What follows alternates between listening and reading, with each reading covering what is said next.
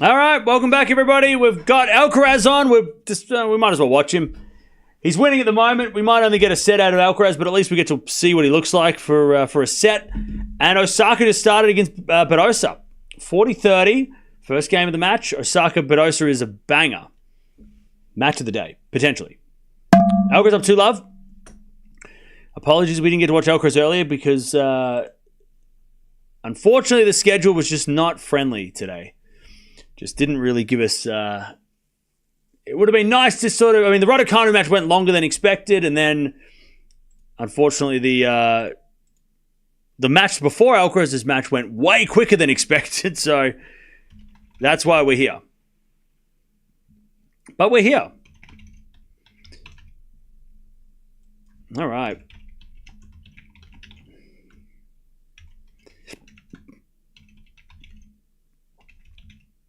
A lot of stuff going on at the moment, so we'll keep an eye on everything. By the way, Osaka is rocking that 90s Spice Girl look. She's looking all kinds of sporty spice. All right, 30-love, by the way.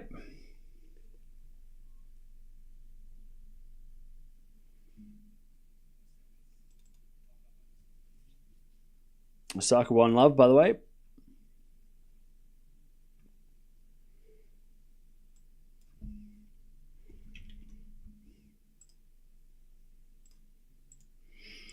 Badosa serving. We haven't watched Badosa in a minute, it feels like.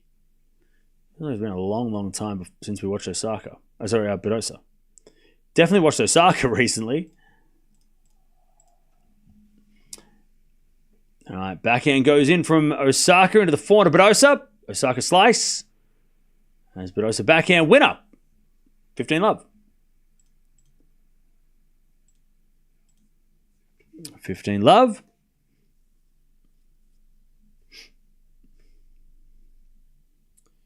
Hey, Amanda, what's going on? How you doing? Welcome. Yeah, we got Sinner coming up in 6 hours. So hopefully one of these matches takes a little longer, so we can at least fill the time. We've got a long time between matches.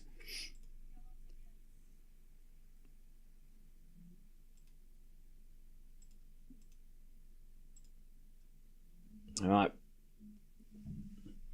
15-love. By the way, I'm looking at Alcaraz's shirt now, and it just looks... It's not...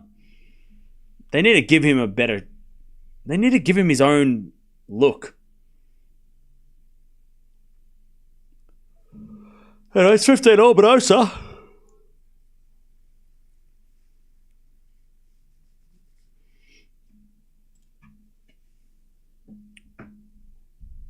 Not feeling very hyped this slam. Hopefully we get some interesting matches early on. Yeah, fair enough. Maybe the Rafa... I think the Rafa thing maybe bummed people out a little bit. I'll tell you this, chat. And look, Rafa fans, this is just... Don't get angry. Chat, I feel like the ceremony yesterday, and I rewatched it today because I didn't see it yesterday. I feel like these ceremonies are like... They're about as fun as a funeral. Like, they are so depressing. And they're like career funerals.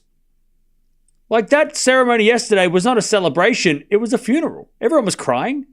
It was emotional. It was sad. Other people rocked up and gave speeches.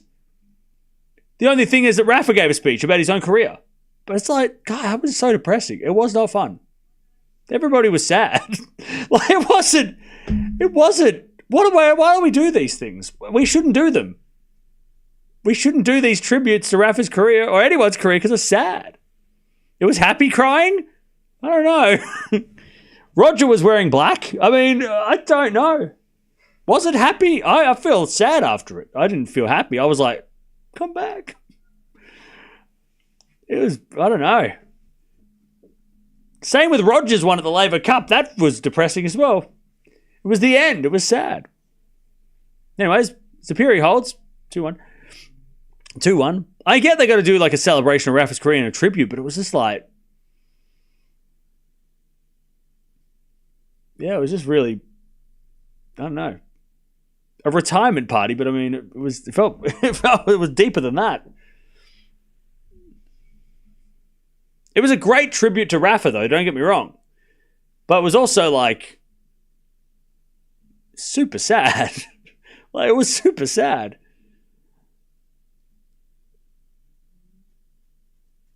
All right. 1-1, Badosa holds.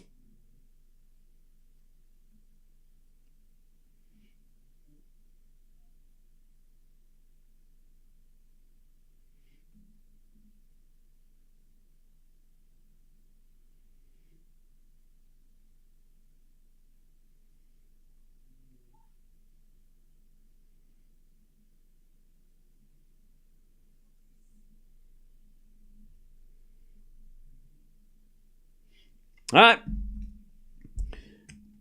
The passing of eras of sport we love is bound to give us some existential anxiety. Yeah.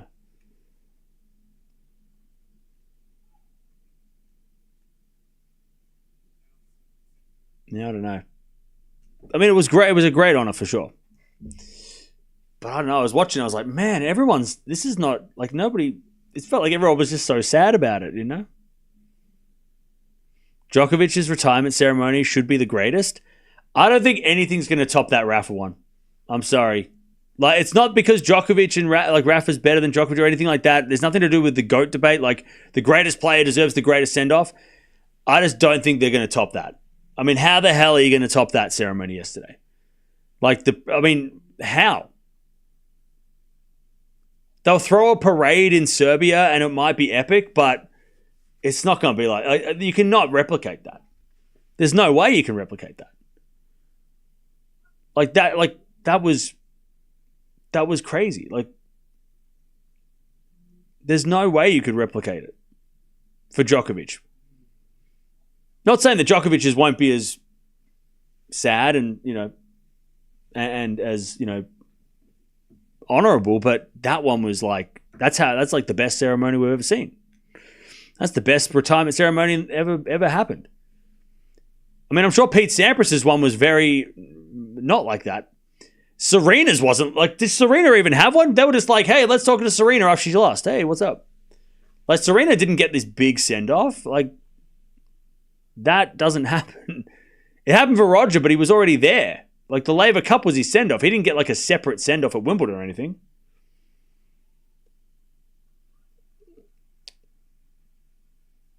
Murray might get one at Wimbledon, but he'll probably just get a round of applause when he arrives at the Royal Box. I don't think he'll get a big thing. Australian Open organisers should redeem with Novak. They won't do it because that's just not a thing. I feel like Djokovic at the Australian Open is not the same as Rafa at Roland Garros. Like, it's just not the same.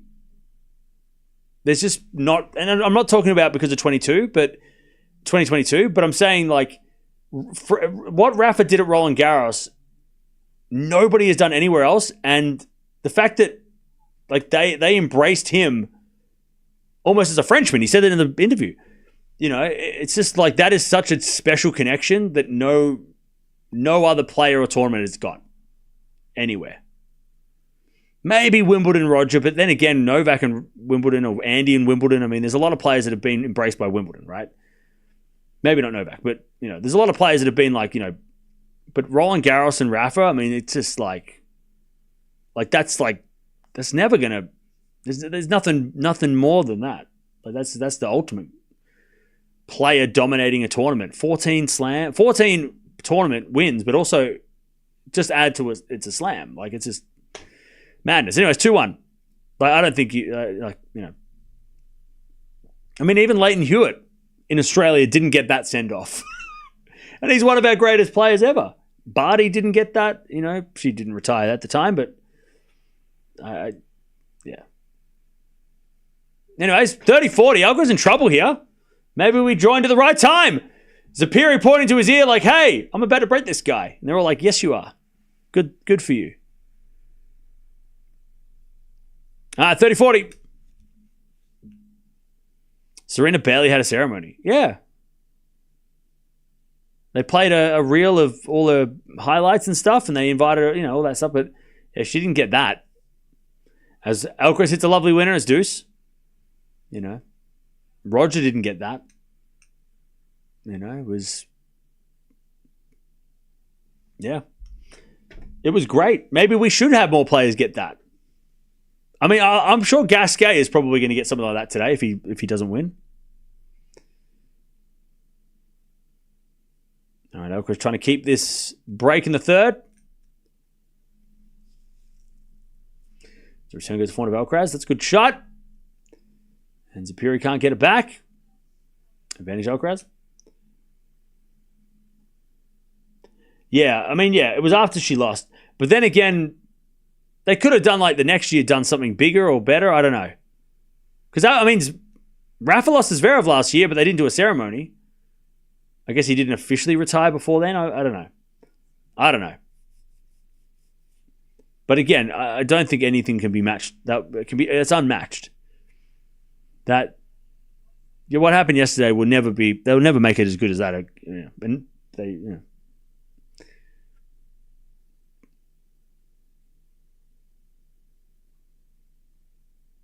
15 love. Is it a forehand winner from Badosa? 30 love. Nobody will win 10 Australian Open. Look, I'm not saying that Novak shouldn't get anything like that in Australia, but you've also got to remember location. So let's say Novak retires next year and he loses at the Australian Open in the quarterfinals. And then the year after that, they want to bring him back. Do you think Novak's going to come back to Australia a year later? That's not a quick trip. Like with Rafa, he's hanging around because he's in Spain. It's not that far away, right? You got to think of it like that too, I guess, you know. So would Djokovic come back for a ceremony? Because it's not a quick trip. 15 love.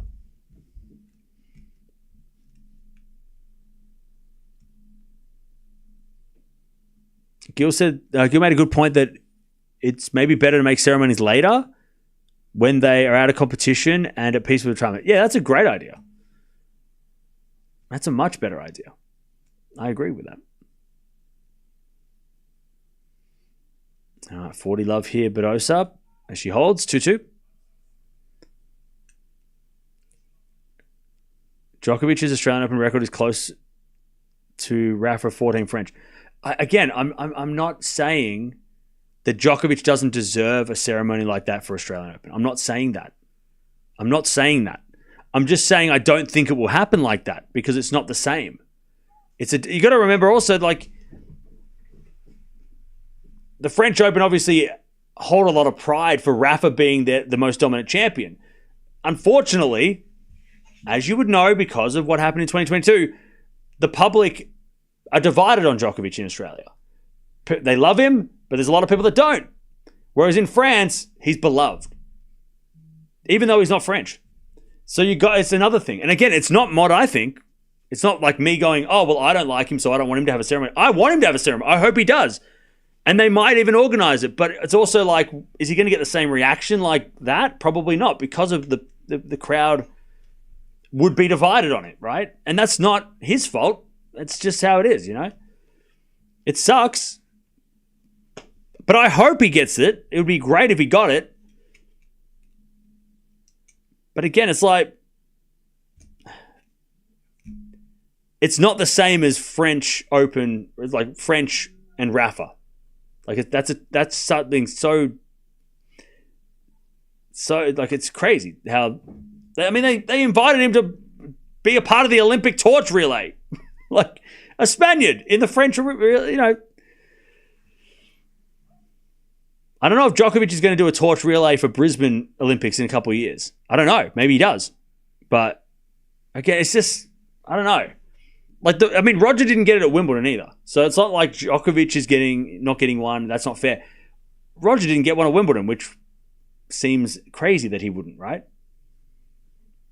But Rafa at the French, I mean, that's just a special place for him, a special play, and he's a special player for them, you know? And he has been since he started. The most dominant player at a single event, right? 30 all. But again, I'm not saying that I don't think Djokovic should get one. I just don't know if it would be the same. You know? And I don't know if it would be as involved as the Rafa one was. But I hope Nole gets one because he deserves one 100%. Advantage for Alcaraz. By the way, chat, did anyone see Alcaraz talking to Murray, Djokovic, Federer, Nadal afterwards? I saw that little clip. And Federer's like, hey, you should try retirement. That was so funny. I'm like, oh, Alcaraz is hanging out with a bunch of legends. He's just hanging out with the grown-ups. It's like a kid hanging out with the grown-ups. So funny. Alcaraz return winner. There we go. Alcaraz breaks 4-1.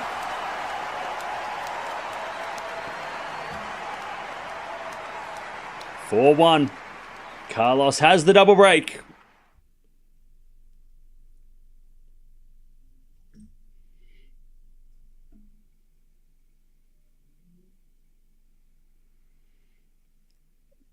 All right. Also, because Spain and Italy got great tennis communities, that's why their legends are more famous, while Serbia doesn't have such power. Okay. Yeah. Also, Rafa's son high-fiving the Big Four. Oh, that was epic too. That was crazy too. I'm like, that kid doesn't even know what he just did. Anyways, advantage Badosa to get the break here against Osaka. What do I think of the footprint? I loved it. I can see it right now. I can see it right there. Anyways, that goes in the net, the return Badosa, and it's deuce. I think that footprint, it was such a great, what a great way to do. I mean, we're so used to stadiums getting named after people, right? But that was awesome. As Osaka, it's a lovely 4-game winner. And it's advantage Osaka. Like, that was such a classy tribute. I love that. I loved it. And I loved how they revealed it by just sweeping the clay away. That was so cool.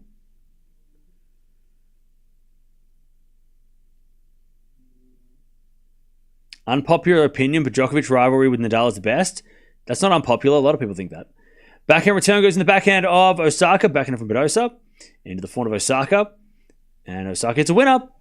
And it's 3-2. I saw a debate on Instagram. Is there a Big Four or a Big Three? It depends. I feel like... that's a great question.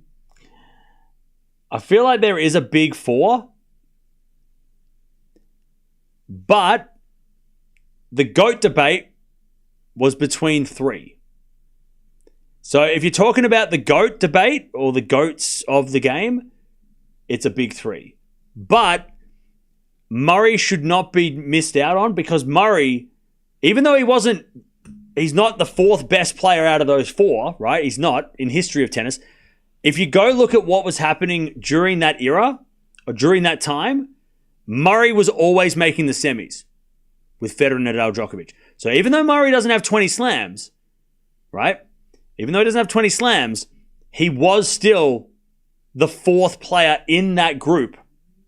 And when you look at the semifinals of all those events during that time, and it's got Murray, Djokovic, Nadal, Federer, Murray was there. So Murray deserves that. So because I always was like, there's only Big Three, there's no Big Four. It's Big Three plus Murray. But it depends on if you're talking about, we're talking about GOATs, it's a Big Three. There's three players, that's it. But if you're talking about what that was, Big Four's a joke. It's not a joke because Big Four, again, you don't know what Big Four is if you think if it's a joke. Again, the Big Four is about Murray was always there. There was four guys that were always in the semis when they played. And Murray was there. Now, did he win all those titles? No, he didn't. But Murray deserves to be in that conversation as Big Four is more about consistency of semi-final results for me. GOAT debate is all about Big Three, you know? So again, stands too humble. Again, if you're basing it on results, there's a Big Three.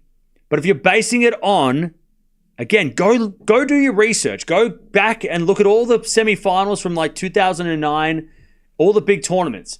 Murray was there every single time, almost every single time, right? Murray made 11 Grand Slam finals. Exactly. So Murray wasn't a part of the GOAT debate, Big Three, if we're talking about big three, that again, I feel like it's two different things.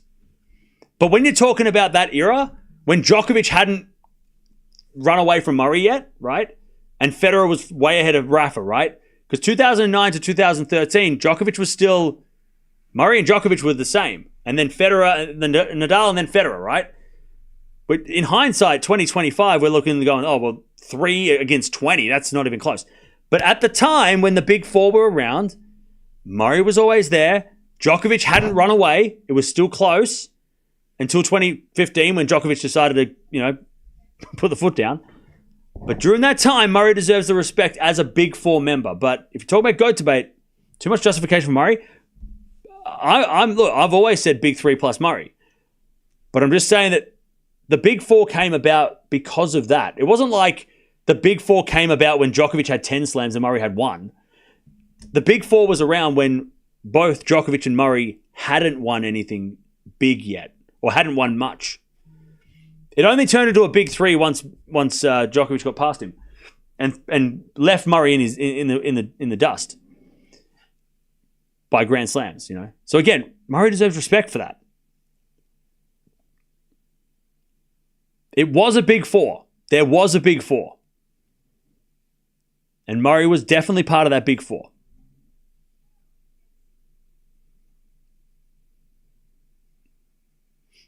Best Stan would beat best Murray. Again, I feel like some of you aren't listening to what I'm saying.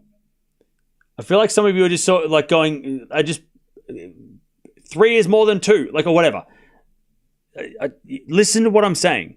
Big 5. See, this is not, okay, listen to what I'm saying.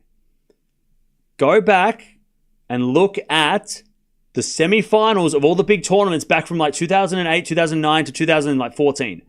Go back and look at the semis. Who was in the semis for the most part? It was Federer, it was Djokovic, it was Nadal, and it was Murray. That's what the big four is about. It was about those 4 guys were always there. One of those 4 was going to win.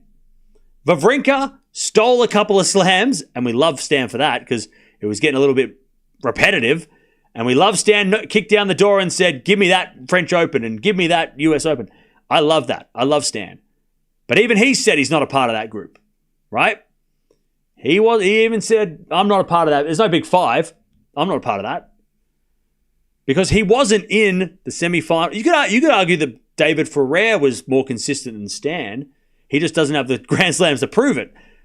But David Ferrer was more of a big 5, consistently there all the time, and would lose to those 4 guys that I just mentioned. But go back and look at those things. Go back and look at who was in the semifinals. That's where Big Four came from. If you know where the word Big Four came from, then you will know.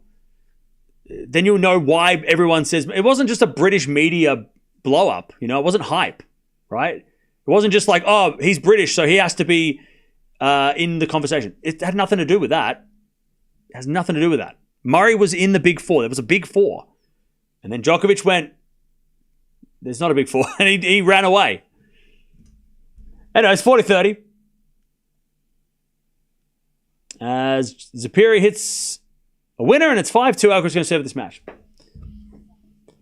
All right, let's get back to this.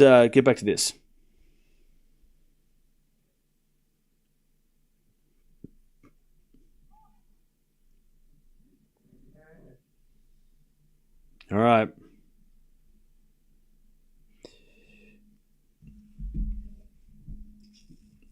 Badosa, by the way, advantage. As the backhand return goes into the forehand of Badosa. Forehand now from Osaka. And the forehand of Badosa. Osaka passing shot in the net. And it's 3-0.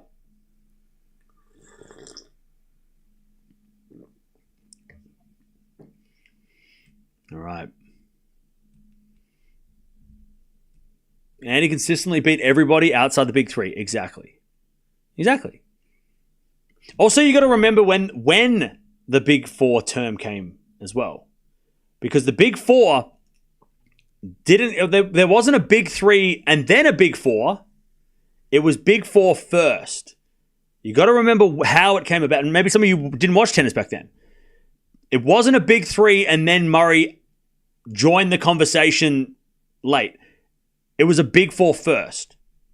And the reasons for that is what I just explained, right? The reasons why it was called a big four was because of those things I just said. And then Djokovic started to move away and it became a big three. But it was a big four first. All right? They didn't make the term up later because they wanted to include Murray. It was a big four first. Djokovic wasn't. I mean, to be honest, it should have just been a big one because Federer was so far away from Rafa at that point still. I mean, he was, I'm guessing now, but I'm guessing he was at least 5 to 10 slams further away from Rafa. Rafa was at least 10 slams away from Djokovic, and Murray was only one behind because he had 0 and Djokovic had 1. Again, you gotta, it was Nadal and then big four and then big three. Exactly. Thank you. Yes, exactly. Anyways, Alcaraz 7th match. So you gotta respect Murray, all right? Don't be coming in here and dismissing Murray thinking that, he's trying to get involved. He was in that conversation. And there's argument that he would have been the greatest had the others not been around. I mean, Murray would have had double-digit slams had maybe one of those guys not been there. It would have been a big three with Murray had Federer, Nadal, or Djokovic not been around. I don't think we could argue that, right? That he wouldn't have been in that. He wouldn't have won 10-plus slams had Nadal or Federer been away. If they were not here. And it's 15-0. Alcaraz good serve. 30-15. Respect Stan to his compliment. Oh, look, we're not disrespecting Stan. We respect Stan. I think Stan is even more impressive. The fact that there was 4 guys that were dominating everything, and he was able to win 3 plus Monte Carlo, 4 things, right? 4 big titles. Incredible for Stan.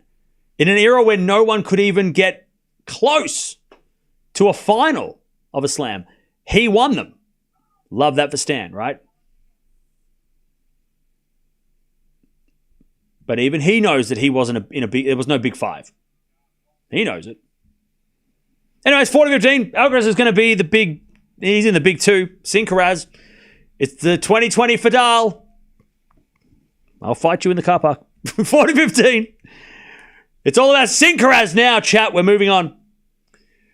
Alcaraz serves. A fold out wide. Second serve.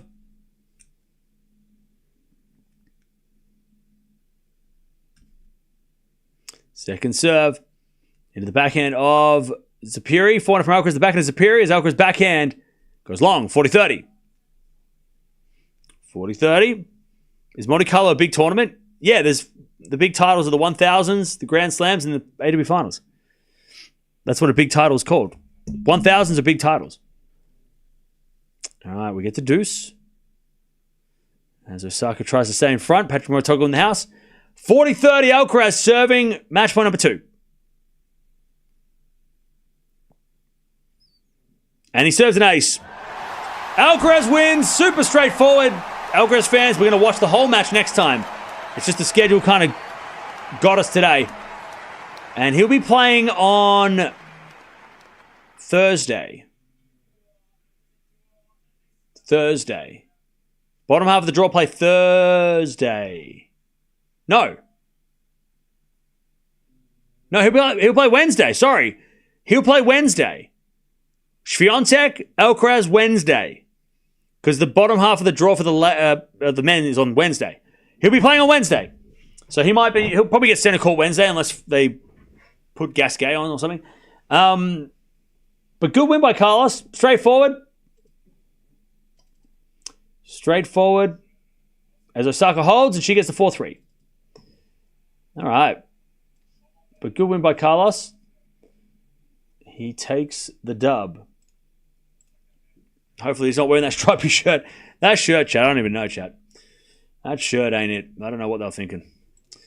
All right. We're going to merge the streams and watch this Osaka Badosa match, which is just getting started. It's just kicking off. So if you want to keep watching, jump on over. We're going to merge the streams to make it easy for everybody. It's been a bit of a juggle this morning, but good win by Alcaraz. He gets through in straights. 3, 4, and 2. He's in the second round. We'll keep an eye on who he's going to play next. Sorry, no, he's going to play Marijan.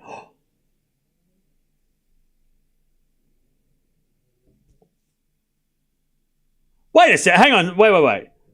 So we've got Raducanu versus Swiatek on Wednesday. And we've got Alcaraz Marijan on Wednesday?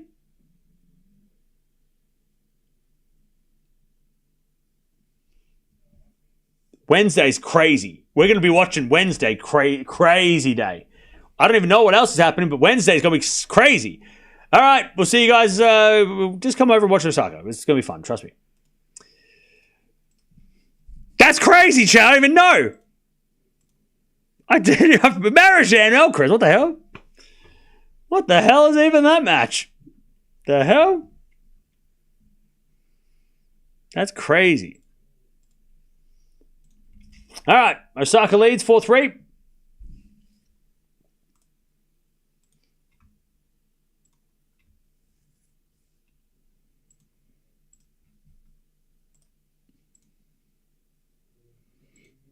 All right. All right, Chad, I've got to see what else is going on because Andy Murray's not playing today. He retired. By the way, Kecmanovic and Baez in a fifth. Tabilo Kazo in a fifth.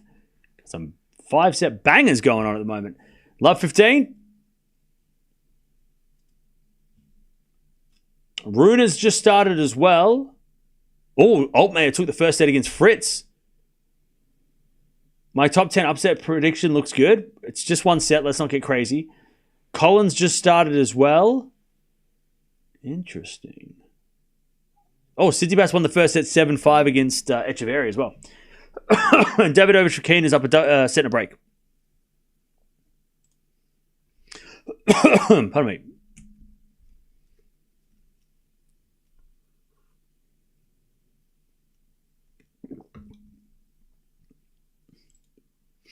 All right.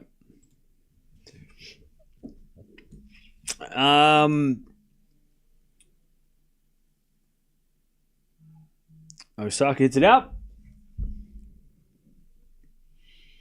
And it's 15-all.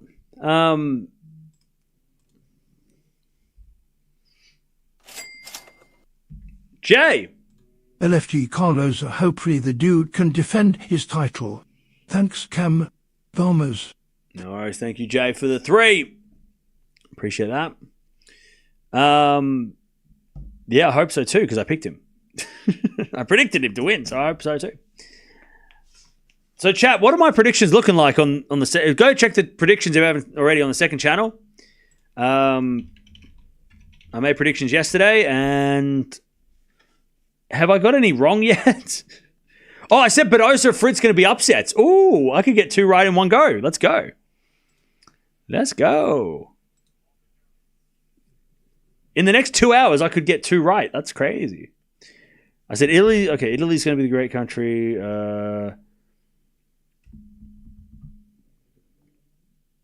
All right, so my predictions are intact for now. All right, we'll see what happens. You got Eala wrong yesterday. She wasn't in my predictions. You didn't even watch the video. Bro, if you're going to talk rubbish, you got to make sure you watch the video first.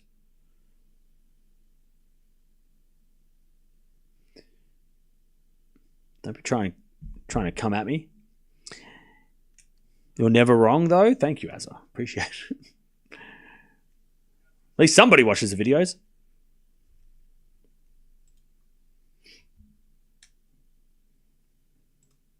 All right. 4-0. 4-0 in the first set. What happened with Navarro? I was hearing from chat that she was sick, but I can't confirm. Why isn't Stan retired? Because he's the man. That is why.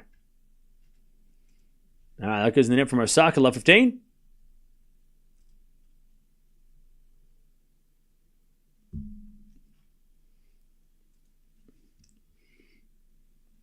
Love 15.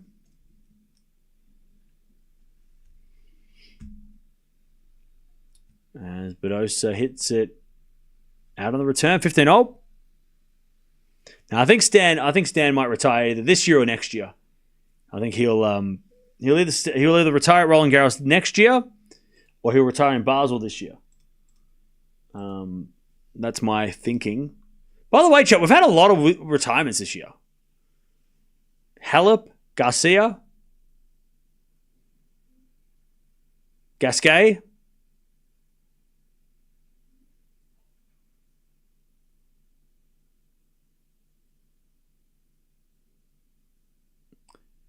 Schwartzman. I knew that was someone else. Schwartzman. Yeah. It's been kind of wild. Osaka's the net from Badosa, 40-15. Ramos Vinoles. Yeah, he's retiring today. Or this week. Yeah. Team retired last year. Technically. Right? It's been a lot. Yeah, it feels like there's been a lot of retirements. Forehand winner Badosa. Lovely shot. 40-30.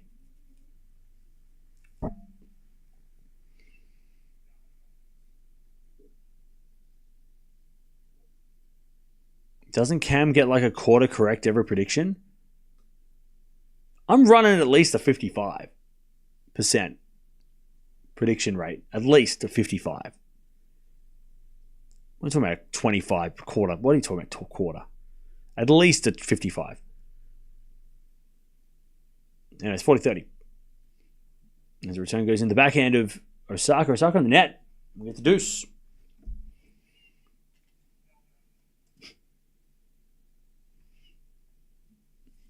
Now we get the deuce.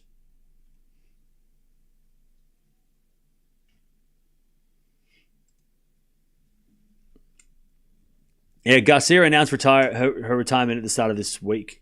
She's playing now, I think. Isn't she playing after Alcaraz? Yeah, she's playing right now. Or she will be playing right now. And then Gasquet plays straight after this. And he's also announced his retirement. So Ramos Vinoles has retired because he lost to Rude.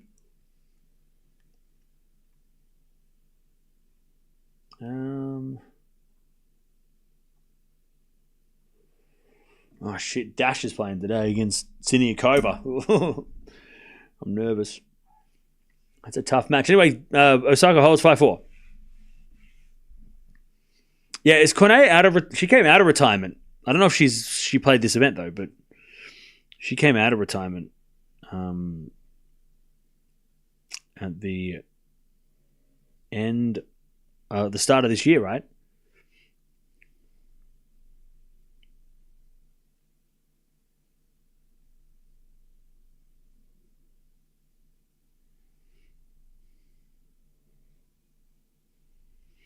All right. Fonseca on court 7 tomorrow. Yeah, I don't know what that is about.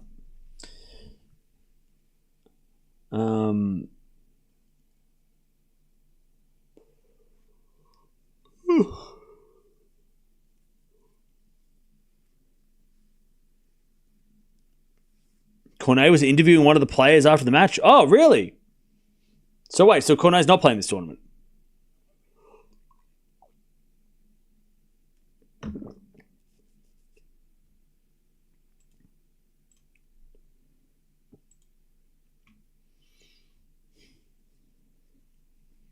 Venus hasn't retired yet? No, she hasn't. She still plays. She's still going.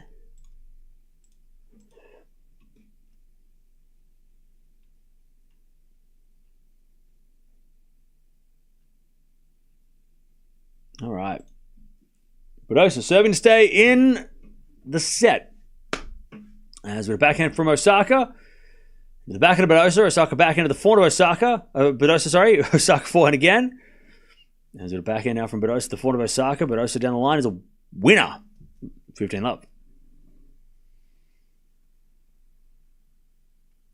15 love.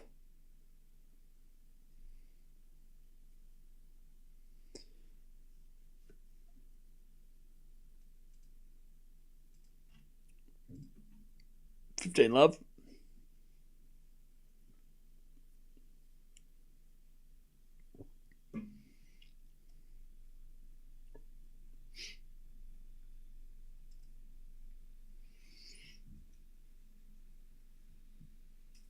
And a fault from Badosa, second serve.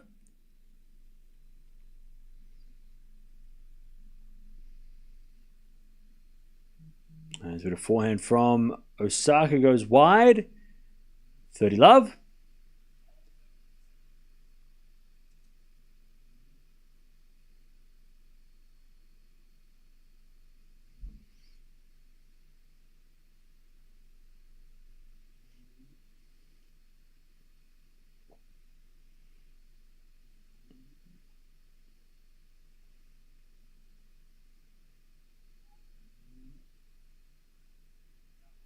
All right, 40 love.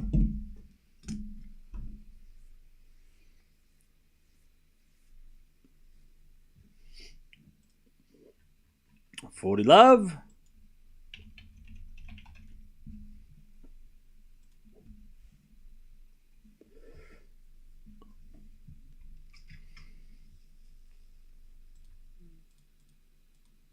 A bit of fault, second serve.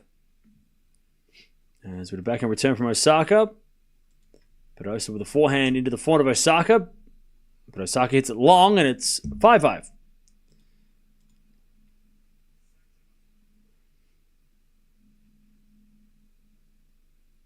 5-all.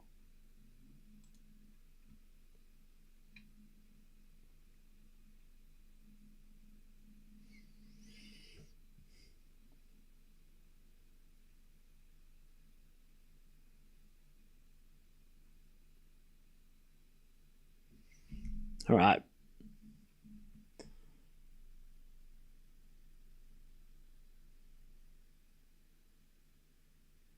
First serve is a fault, second serve.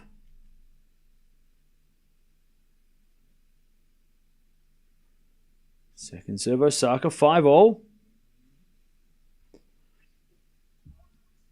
And it's a double fault.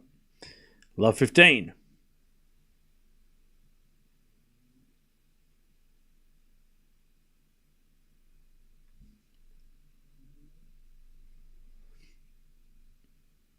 Love 15. As that goes in from Osaka, good winner. 15-all.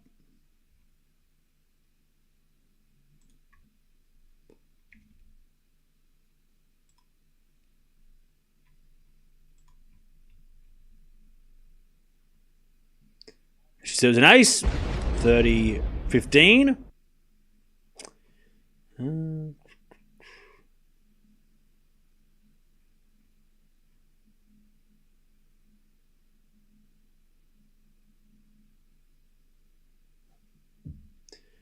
30-15 is with a fault. Second serve.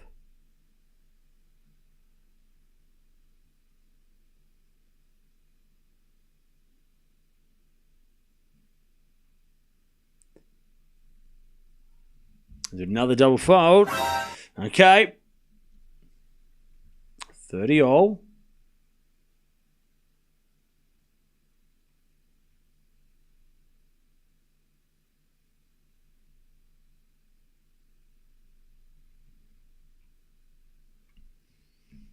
There's a bit of let from Osaka.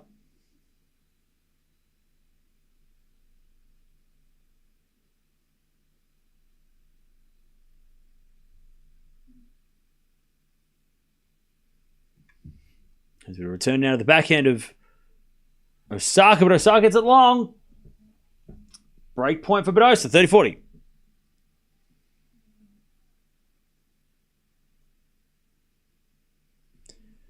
30-40.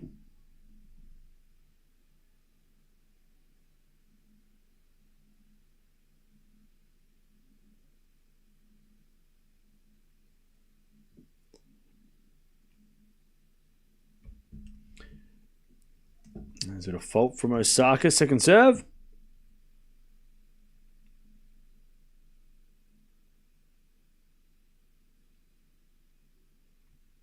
Second serve to the backhand of Badosa. And then Osaka hits it long. All right, Badosa breaks, 6-5. She's going to serve for the first set.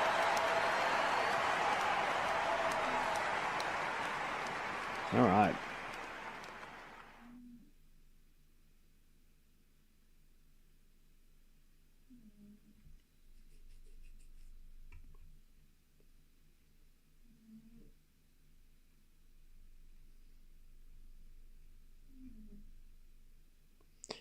Cool.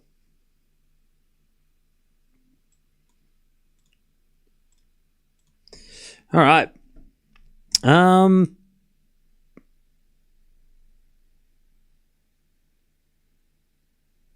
did I think of Rafa's farewell yesterday? Yeah, we've been talking about it a lot. I thought it was great. I thought it was a great tribute. Super sad, but fitting for a champion like Rafa.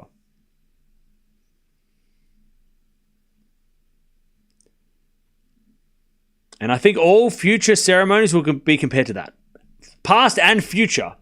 Everything will be scrutinized against that because that is probably the best ever ceremony tribute to anybody in tennis. So everyone that comes after this and everyone comes before that is going to be like, it wasn't as good as the Rafa one. It's going to be compared. Like everything's going to be compared to that. It set the bar very high. The footprint was a nice gesture. Yeah, I thought that was awesome. That was so awesome. Love 15. Osaka trying to break straight back to get to a tiebreak.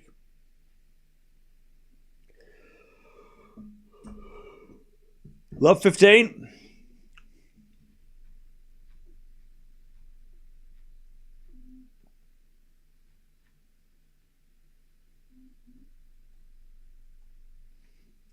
As return goes to Fonda Badosa. 4 now from Osaka. The slice of Badosa. She hits it wide. Love 30.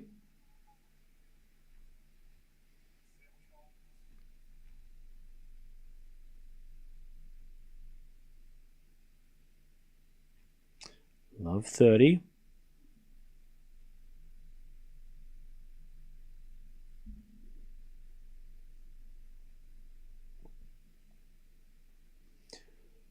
As we return into the forehand of Badosa. 4 now from Osaka. The forehand of Badosa, who smokes it down the line. 15-30.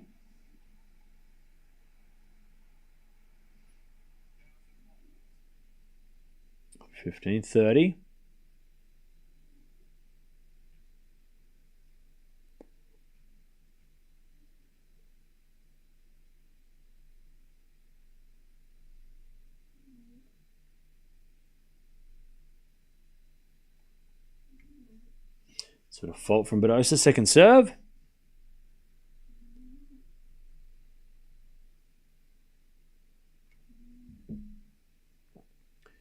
Serve to the backhand of Osaka. Badosa backhand to the front of Osaka. And sort of backhand again from Badosa to the front of Osaka. Osaka's out though. 30-all.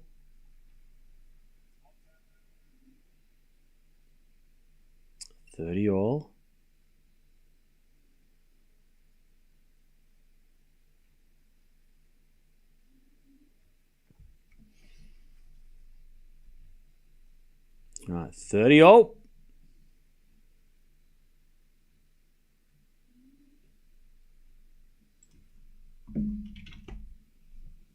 Badosa serves the front of Osaka. Back in Badosa. And Osaka hits it long. And it's a set point for Badosa to take the first set.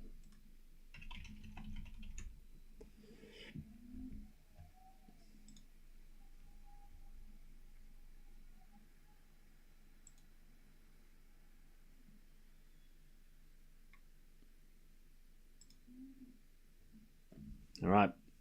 Badosa, 40-30. So in the front of Osaka, return the back of Badosa. Osaka forehand cross-court winner. And we get the deuce.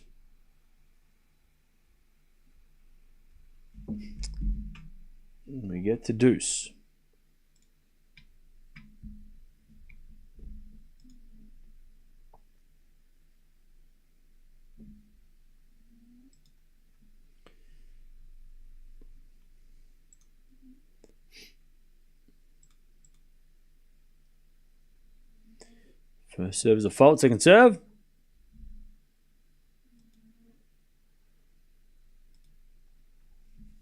As Badosa goes to the front of Osaka. Badosa backhand on the stretch. Osaka cross to the slice. Badosa. Osaka down the line. Badosa with a lob. Osaka with a smash. Awkward, but puts it away. Or hits it hard enough. And it's advantage Osaka to get to a tiebreak.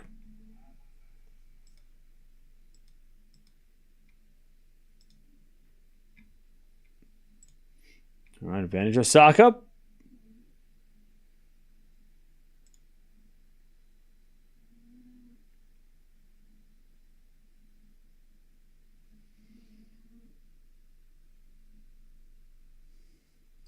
Serve to the forehand of Osaka. Badosa back into the forehand of Osaka as Badosa again to the forehand of Osaka, who hits a winner. We're going to a tiebreak.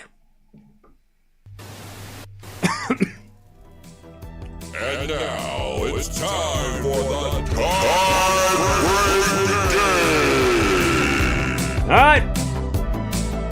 Tiebreak time. Who you got, chat? Let me know.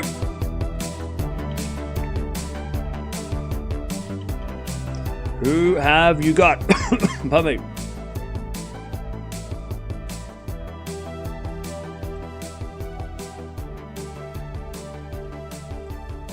Who have you got? 7-3 Osaka, Badosa, Osaka, Badosa. All right. As Osaka serves first, wins the point. Badosa hits it long. And it's 1-love Osaka.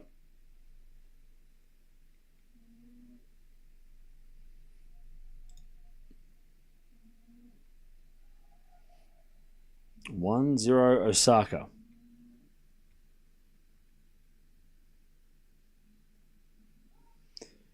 So we get a fault. Second serve.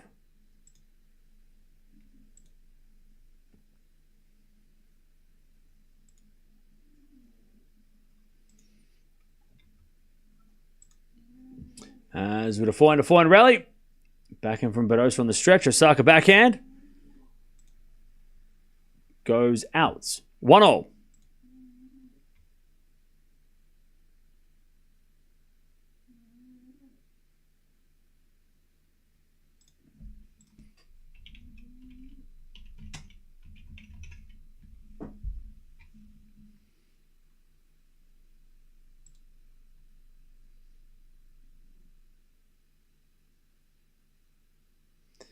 All right. As the return goes back into Badosa. Osaka forehand.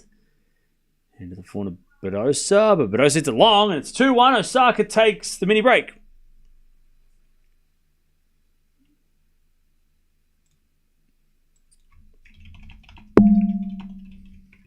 All right. 2-1.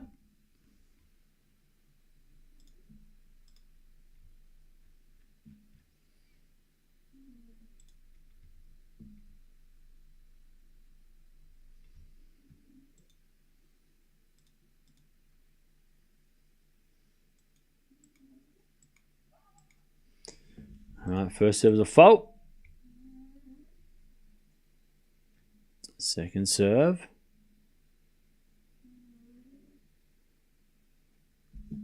In the back of Badosa. Osaka down the line. Badosa gets it back with a slice.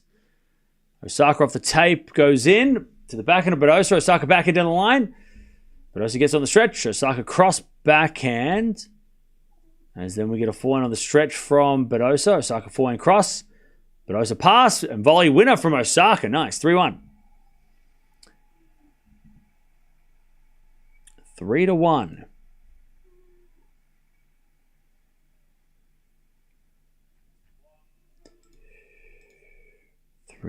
Osaka.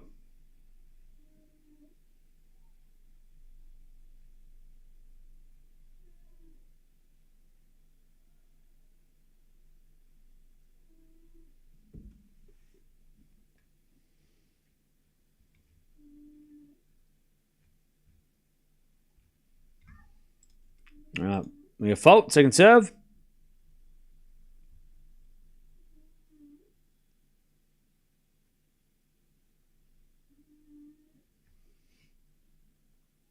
And the return goes out by Badosa. 4-1.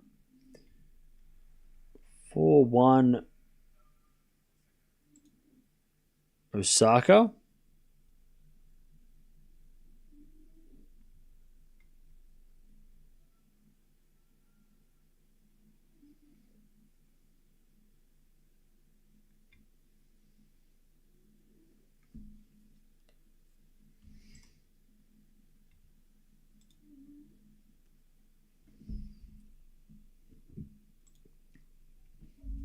All right. Badosa double faults 5-1. They change ends.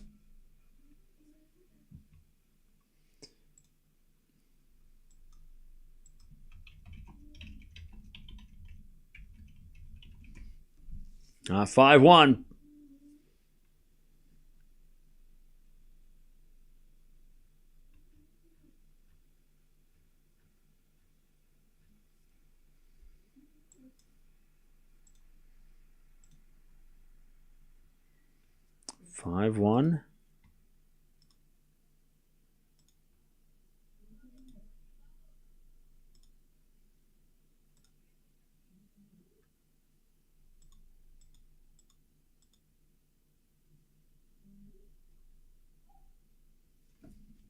All right, first serve is a fault, second serve.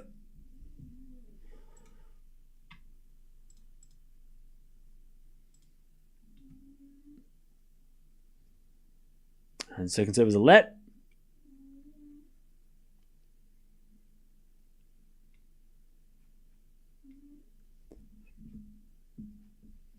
Serve in the backhand of Osaka. Badosa to the backhand of Osaka. Is Badosa down the line?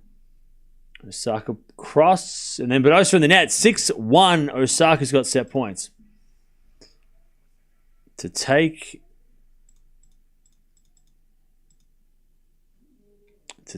the first set.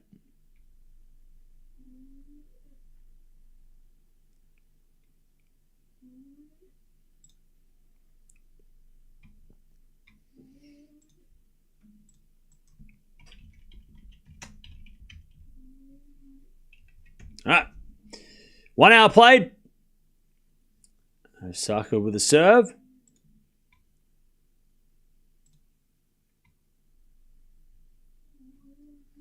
Here's a fault. Pardon me. Second serve.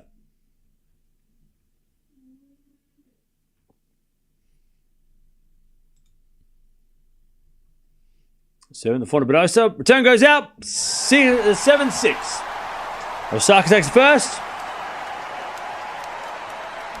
Badosa did have a chance to win that set, though. 7-6.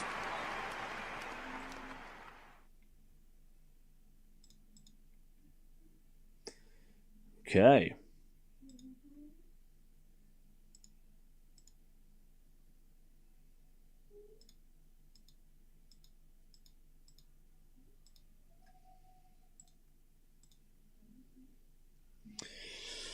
All right. First set for Osaka.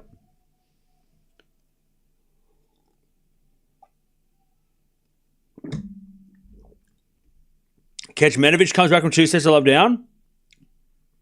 Crazy.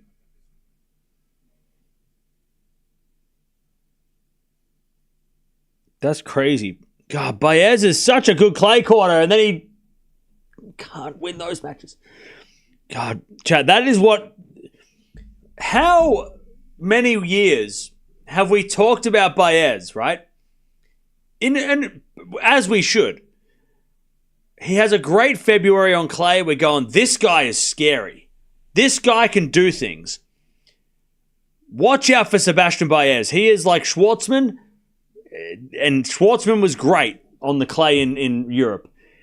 And he comes to Europe, and he sometimes does a little bit, but then he loses those matches, and you're like, oh, man. He's young. He's going to get better. But I feel like Baez is just... Oh, he is so dangerous, but he just can't win. He's never made it past the second round here. Osaka's got the trainer on call, by the way. I think he pushed Zverev to 5 one year. Again, super impressive, but just couldn't win it. Second round in 2022 when Zverev had the big injury. He was up 2 sets to love against Zverev. Lost that in 5. I mean... But like everything we say about Baez, it's true. He lost a 5 set... Oh my God. 2 sets to love up last year against Ovna. Lost in 5. He's lost back... Oh my God. Chat, what's his... Is his 5 set... Has he been up 2 sets to love 3 of the last 4 years here? And lost. God, that hurts, chat. He is good though. He's only what, 24? I mean, okay, 24. God, those hurt, though. Those are brutal.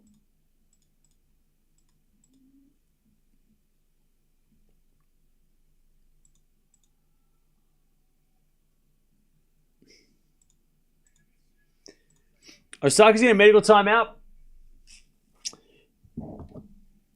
So he's played. Let me have a look.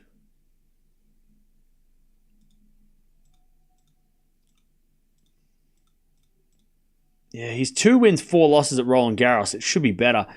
2022, he lost to Zverev in 5. 2023, he lost to Monfils in 5. 2024, he lost to Ovner in 5, and then he lost this one in 5. He was down 2 sets to 1 against Monfils, but the other 3 matches, he was up 2 sets to love.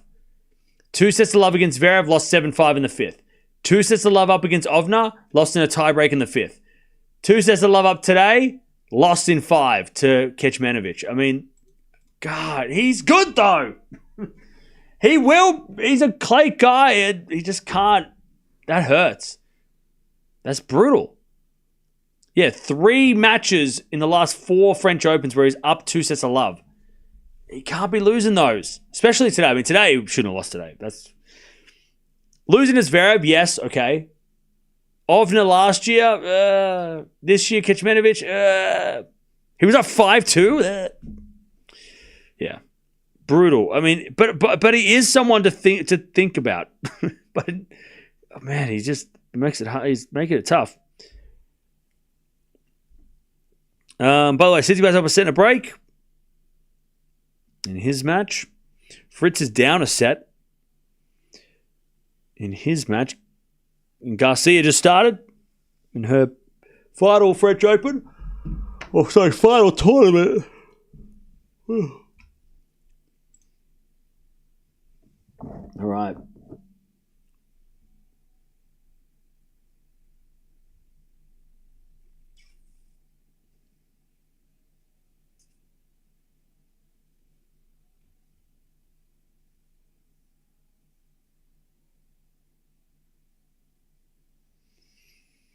We're just waiting for medical timeout.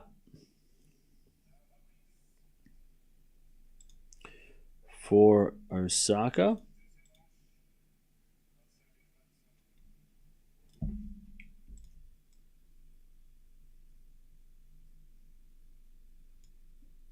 Oops, sorry. There we go.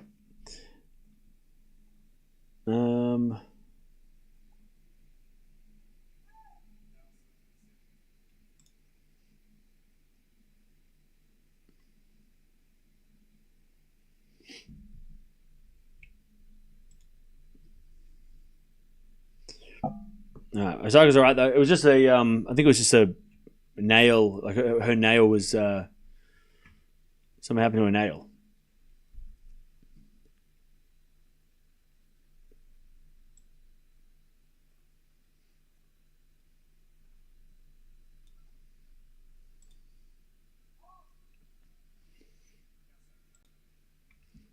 All right, 15-0.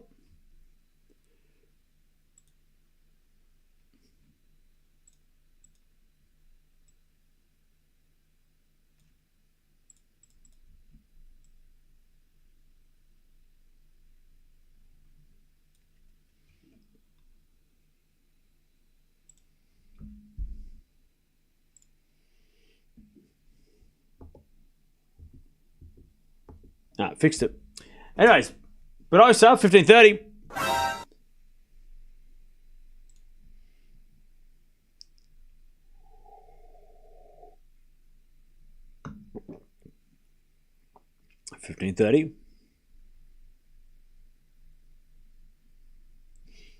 Seven to the forehand of Osaka. Return the forehand of Badosa.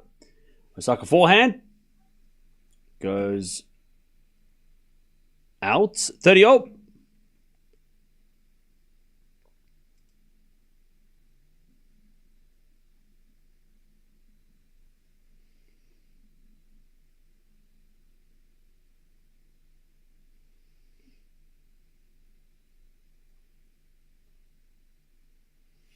As we get a forehand winner down the line from Osaka. 30-40. Osaka a chance to break. First game of the second.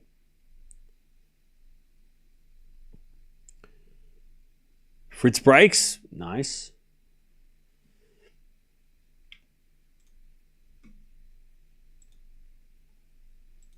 As the return goes into the forehand of Badosa. Backhand from Osaka to the backhand of Badosa. Osaka forehand to the backhand of... But no, Osaka hit it long. We get the deuce.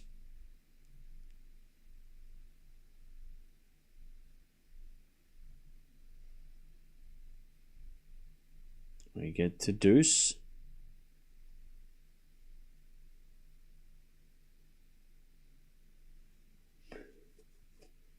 As the return goes out by Osaka. Advantage Badosa.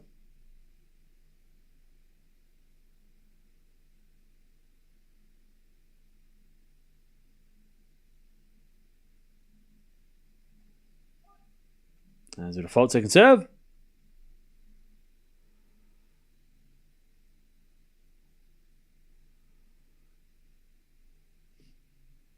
As the return goes into the backhand of Badosa. Forehand from Osaka on the stretch. Into the forehand of Badosa. As Osaka comes to the net, but Badosa hits a passing shot winner. 1-love in the second.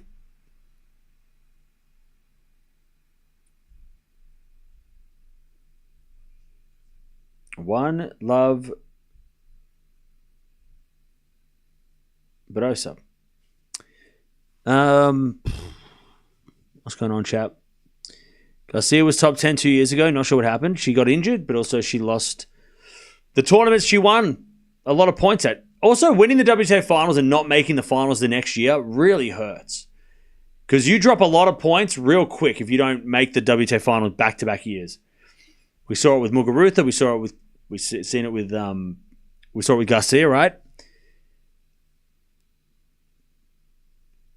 We've seen it with other players that I can't remember. But if you win the WTA finals, you better make sure you get there next year because it's going to be a big fall. Because if you don't qualify, you don't even have a chance to defend. You can't even make up a little bit of those points, you know. Whereas if you get back in the top 8, but then you finish like you lose in the group stage, but you still get points, at least you cover some of it. But yeah, if you don't qualify for the WTA finals after winning it the year before, and I've said this before. I feel like if you win the WTA finals, you deserve a place in the next year's finals. You deserve a chance, but for being the best player of the best, you deserve a chance to defend those points. So I reckon one of those spots out of the 7 should be given to the previous year's champion if they're healthy. That seems fair. That would be fair. And I don't care if that person's 25 in the world or 30. I don't care. That person deserves a chance to defend their title and defend their points. And they might lose every match, and so be it. But I feel like I like that idea. Maybe. I don't know. I'm not convinced. All right, 30-15. The defending champion deserves a spot in the next year's finals. No, but everyone disagrees. It would make sense. All right. Interesting idea. You got to earn it. But you earned it by beating the best of the best the previous year. I feel like you earned it because you did it last year. You did it. Like you kicked everyone's butt, best of the best. You beat the best of the best. And then you don't even get a chance to qualify the next year? Like you don't even get you have to like, I feel like that person deserves a second chance. 30 all. New season, new ladder. Past is past. All right, fine. Whatever. I like it. I'm sticking with my idea. Give the defending champion a chance to at least get some sort of Redemption points. 30-40. Break point, by the way. Davis Cup does that? Oh, okay. Well, WTA Finals and ATP Finals should do it too. Most of the time, the ATP Finals, the person who won it the year before qualifies anyway, so it doesn't matter. And on the WTA Finals, same thing, right? As with a forehand slice from Badosa, Osaka comes in and puts it wide. 2-love. It's very rare that the player that I'm talking about doesn't qualify anyway. So it'd only be like a couple of occasions where the defending champion doesn't make it back to the finals. So it would only happen like once or twice a decade, if that, right? I feel like it should. I'm. What's the difference between? I mean, there is a big difference, I guess, between that and a slam champion rule. You know what? Even better idea. Let's make the ATP WTA Finals a 16-player tournament where the top 16 of the year get through. Actually, no. Top 15 get through, and the wild card goes to the player from the year before. Make it a bigger event and get the defending champion automatic entry for the previous year. That's what I want. And instead of round robin, it's knockout. And we just go bang. 16 players, all playing each other. First round, second round, quarterfinals, final. Whatever it is. I don't know how it works. I'm just making up as we go. We do a bracket. 1 versus 16. 2 versus 15. Are you serious? You don't want those matches? Come on, those matches are crazy. They used to do that back in the day. They used to do knockout back in the day.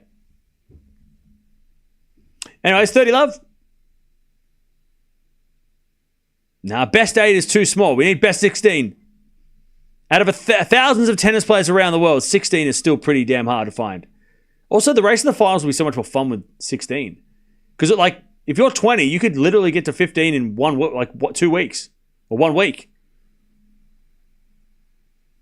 You know, it's 40-love Badosa.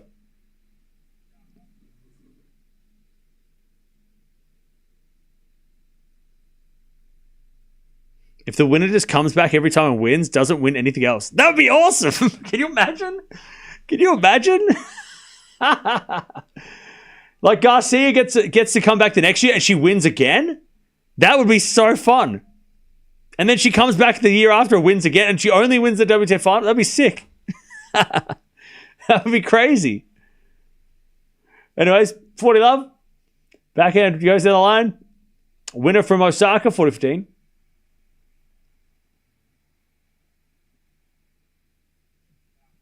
All right, 40-15.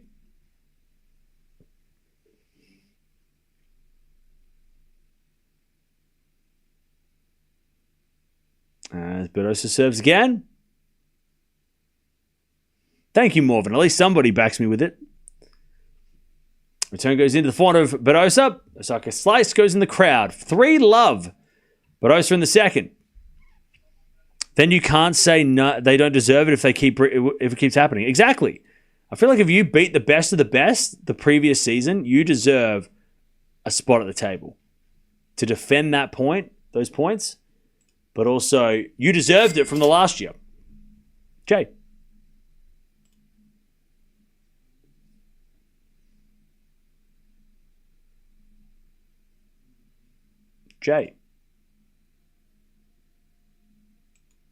Thank you for the $2. What did you say? I'm shocked Nike haven't invested in Carlos merch or just a custom kit. One of the greatest styles of the women's kits are much better. Yeah, I agree. He deserves his own outfit for sure. Maybe they're just waiting for something to happen. I don't know. Maybe they're renegotiating his contract. I don't know. I don't know why. Why not? But hopefully he does get his own stuff because he deserves it. The man deserves his own custom gear. How long did it take until Rafa got his own gear? Because I know Rafa definitely didn't have his own gear until maybe the end of 2006, I want to say. I think he was wearing the same stuff as everybody else in 2004, 5, and 6. But I think once it got to Roland Garros 2006, He had his own. It was custom. Because I remember Wimbledon 2006. He was the only one wearing that sleeveless shirt with a collar. Nobody else was wearing that. Love 15. Didn't that happen early Open era? Winners from previous year came back to defend the final. I don't know. Did it? That's awesome if that happened.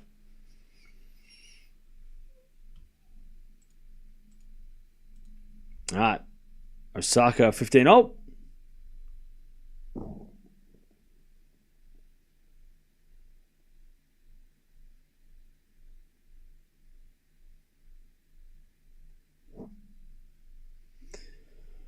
All right. 15 all. By the way, chat, there are other matches going on right now. City Pass up 2 sets of love. Fritz is at 1 set all against Altmaier. Rune is about to lose the first set. Wawrinka 5-4 first set. Collins is in a tiebreak. Garcia is 3-2 up against Pera. And everybody else is still getting started. 15:30.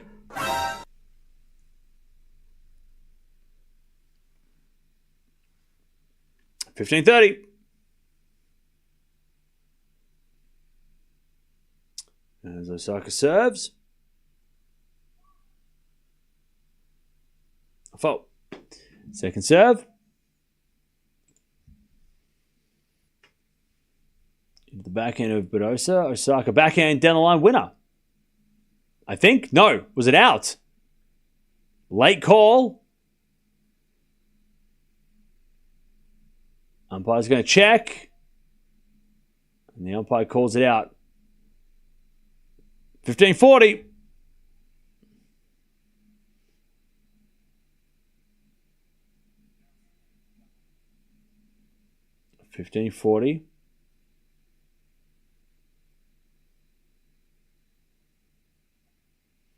Badosa looking for the double break. And she gets it. Osaka hits in the net. For love, Badosa.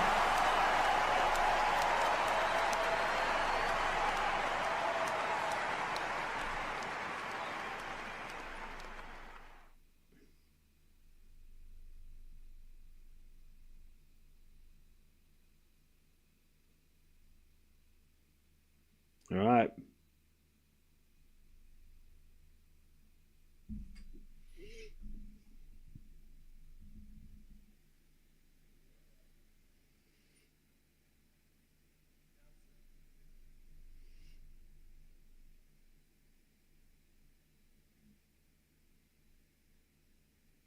All right. Love 15.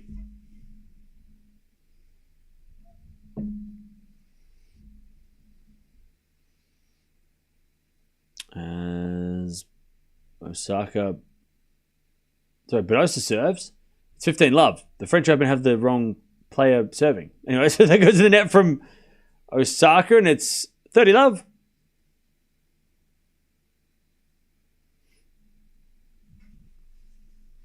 Love.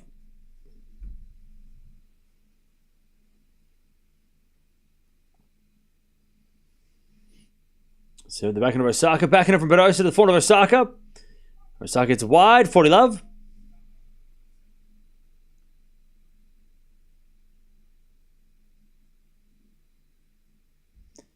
For a 5 love lead in the second.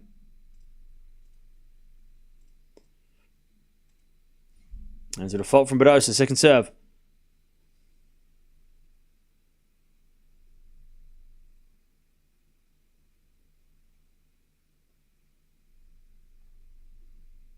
There's been a winner there from Badosa, and she's up 5 love in the second. All right. 5 love. Why don't they do it like golf with majors and big events? Give them 7 or 5 year exemption. I don't know how that works, but yeah. Patrick McEnroe said on air that winning Houston Open doesn't matter. You were right. Chat, we all know that. It's not even a thing. Like, we all know that. Winning Houston doesn't mean you win the French. Come on. Come on. We all know that. We know that. I mean, I wasn't right. Everybody knows that in tennis. Winning Houston, unfortunately, even Andy admitted that. He won Houston 5 times or something. He said, it doesn't matter. Everybody knows that. It's common knowledge. I want to see... Actually, you know what? We're going down a rabbit hole. Because it's 5-love and this is getting a little stale and we'll get to the third and we'll go from there. I want to see if any person who won in Houston actually won the French. I want to know. Did anybody in the Open era... Okay, let me go backwards from now. Brooksby, Shelton, Tiafoe Opelka, Garin, Ruud made the final in 2019. That's significant. Johnson, Monaco, Sock, Verdasco, Isner, Monaco, Sweeting, Chaler, Hewitt, Granollers, Karlovic, Fish, Roddick, Haas, Gonzalez, Norman, Jim Courier, 1998. Michael Chang, 1997. But it was in Florida. The venue was in Florida. So the whole time that it's been in Houston since 2001, none of those players that I named had won the French. Ruud, I think, was the closest making the final of Roland Garros by making a final there. But yeah, it doesn't matter. 15-0. As the return goes into the backhand of Osaka. She hits it out, 15-30.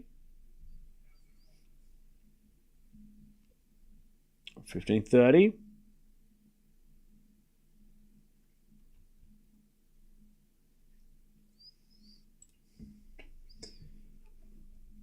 As we're serving the forehand of Badosa, she shanks it wide, 30-0.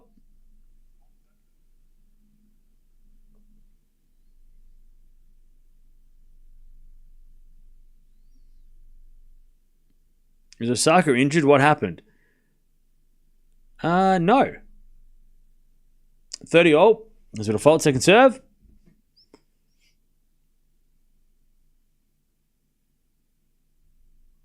Second serve, the backhand of Badosa, backhand of Osaka. Badosa can't get that one, 40-30.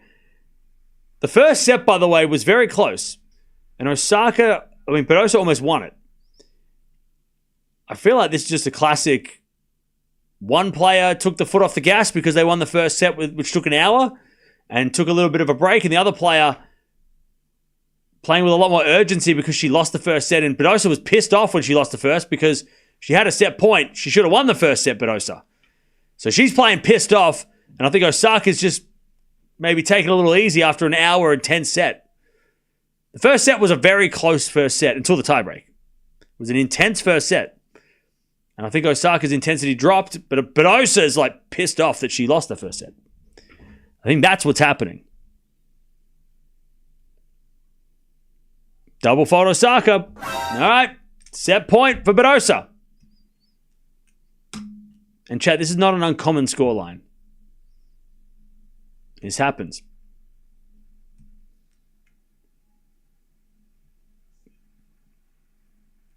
All right, advantage Badosa. I would be surprised if the third set was the same score. As we're still now the forehand of Badosa. Return goes in the forehand of Osaka. Badosa forehand on the stretch. As Osaka backhand. To the backhand of Badosa. Into the forehand of Osaka. And she hits a winner. And we get back to deuce. This happens way too many times. It does. It does. Especially after a close first set. You know, when the first set's close, it does sometimes... The player that won the first set does sometimes take the second set off. As Osaka serves an ace. And it's advantage Osaka. It does happen. Another ace. All right. So Osaka will serve first in the third if she does get broken. If she does lose this set right now.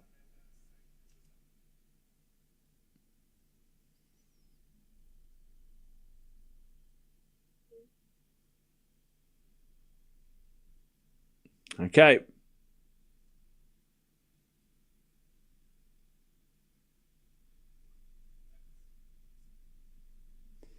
5-1.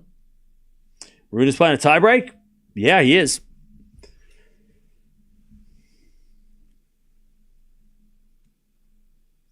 As we return now to the backhand of Osaka. Backhand of Badosa.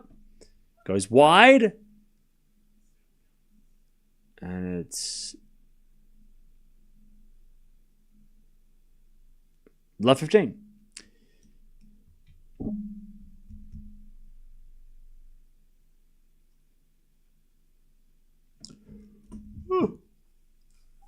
As the return goes out by Osaka. 15-0.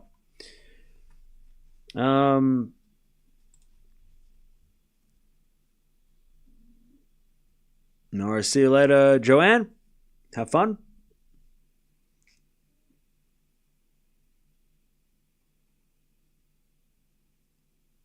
There's a bit of fault from Badosa. Second serve.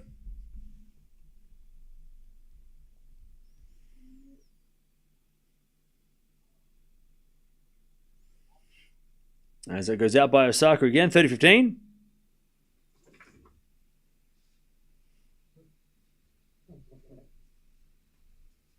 Oh, hello. Hello. As Osaka hits it in the ground, 40-15. Badosa takes to a third. To take us to the third. Serving to the backhand of Osaka. Return goes to forehand of Badosa. Badosa puts it away. All right, 6-1. We've gone 3. 1 second.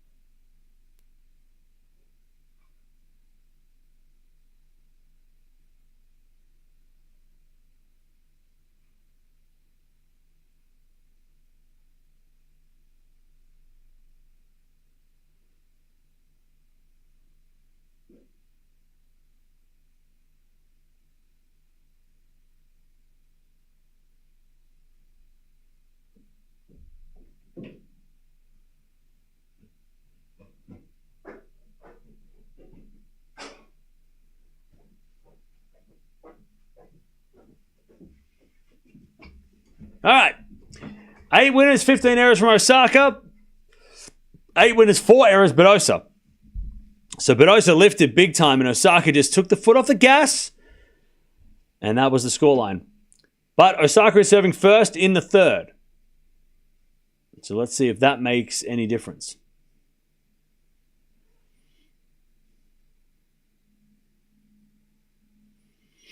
Okay. Oh, Altmaier breaks in the third against Fritz. Ooh, okay. You probably said it before, but where are the postcards? The postcards are safely in a, well, it was a box here, but I moved it because I have to move some stuff. But the postcards are safe. They are safely in a container, in a box. And they've all been laminated, so they will not fall apart. So to say, but Osaka is playing reckless tennis. I think she'll lock in this set. I think that second set, she had the first set. She maybe just took a little bit easy. She'll lock in here, I reckon. I'd be shocked if Badosa wrecks her in this third set. Unless she just can't get back on track. But I think Osaka will lock in here. By the way, chat, Osaka's, like, people are making jokes about her hair. Do you not know that people had hair like that in the 90s? Are you, like, hello? Like, it's 90s inspired. What, I mean, hello?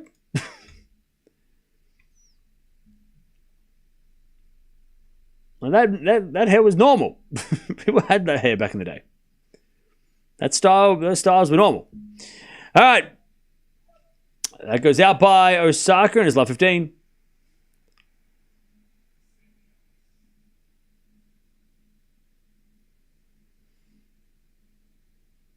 Osaka needs to lock in She can't go down an early break. Badosa is playing really well as well. We've got to remember that.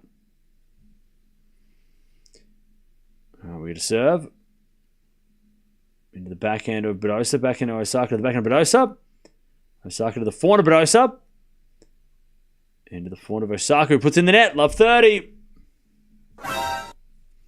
Is her hair terrible? People have been saying it doesn't look good. I think it looks great. All right, love 30.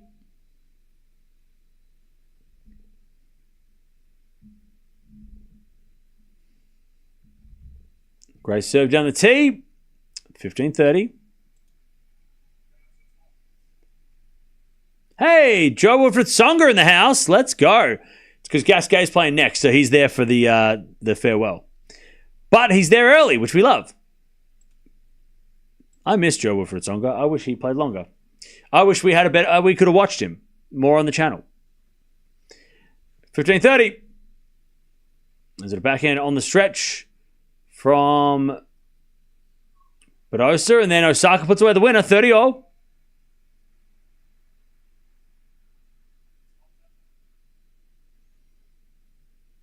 All.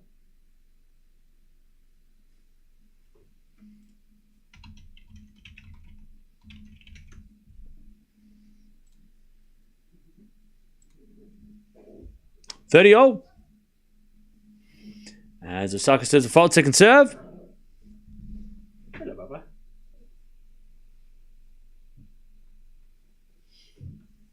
As Osaka serves the backhand of Badosa, return the forehand of Osaka. Badosa backhand. Into the backhand of Osaka off the tape. Goes in. Gets a little bit lucky. And it's 40-30. 40-30. I miss Joe Wilfried Tsonga. Yeah. Tsonga is honestly one of my favorite players of all time. Nice.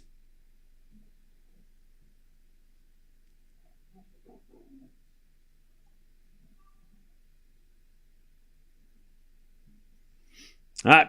40-30. First is a fault, second serve.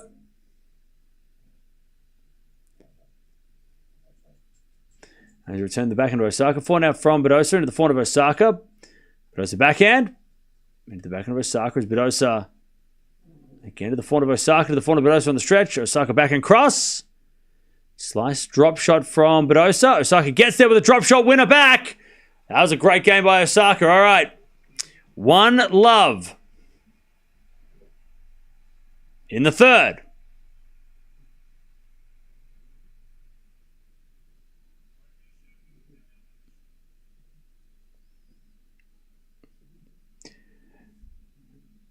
Yeah, look, I don't think the people that are making fun of Osaka's hair are doing it out of anything more than just they think it's a silly style.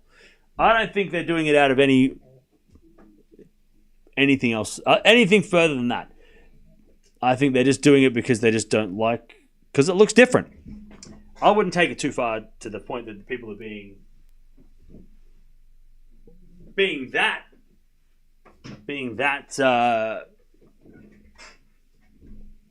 that bad, you know. I don't think that's happening. I think people just, it's different and they're like, oh, that looks bad. I mean, they're just commenting on the style. I don't think it's anything sinister. I like it too. I think it looks fine. As we return out of the forehand of Badosa. Badosa in the net, love 15. It's a tribute to anime, is it? No, maybe. Could be.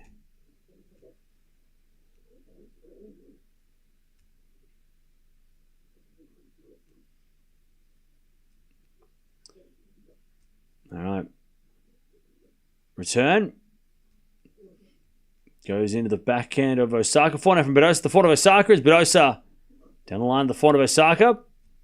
Into the forehand of Badosa is Osaka backhand. Goes in. As Badosa goes to the backhand of Osaka again. Badosa with a forehand flick in the net. Nice. Hitting from Osaka. Love 30. Love 30.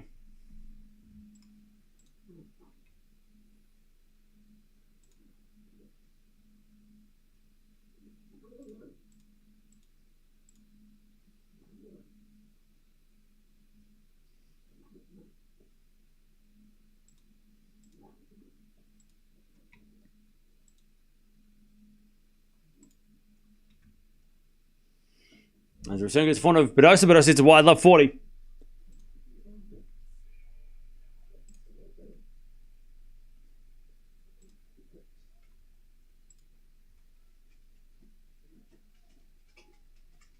All right, love 40.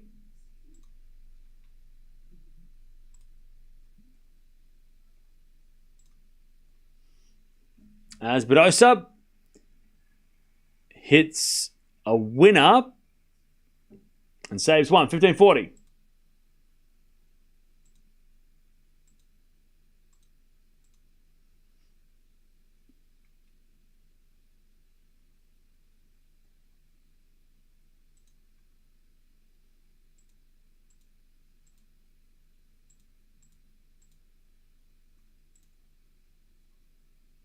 As the return goes to the forehand of Badosa, backing up from Osaka to the back of Badosa.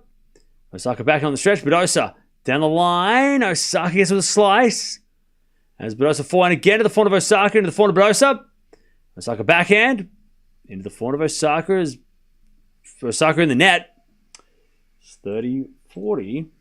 Still break point.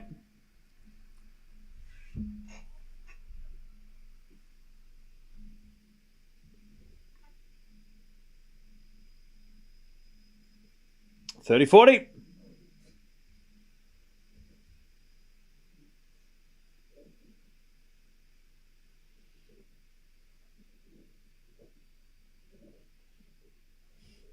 As with a fault from Badosa, second serve.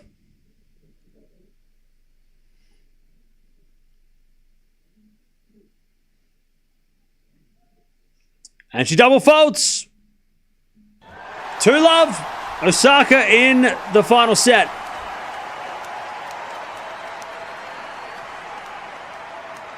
Two love.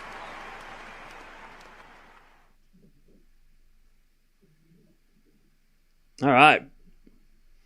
Osaka gets the first break.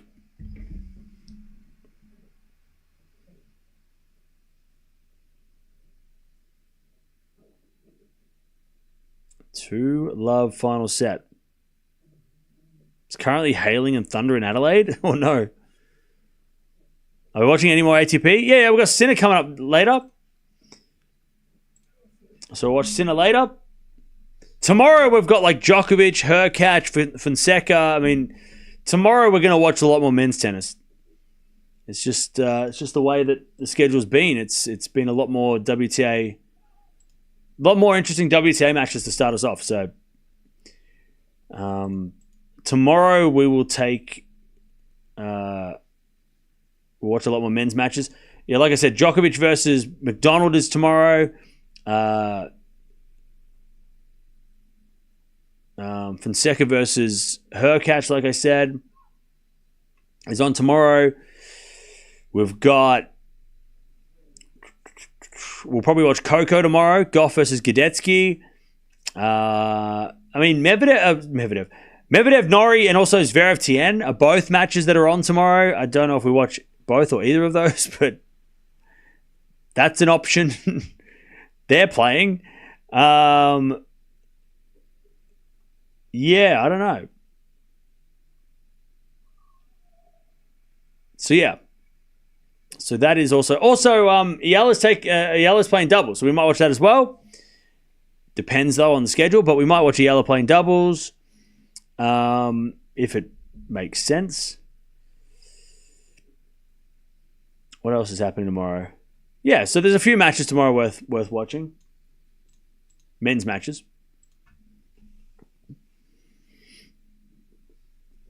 Anyway, it's 15:30. Badosa for a chance to break back. Forehand down the line, the backhand of Badosa. Osaka backhand. And Badosa in the net. 30-all.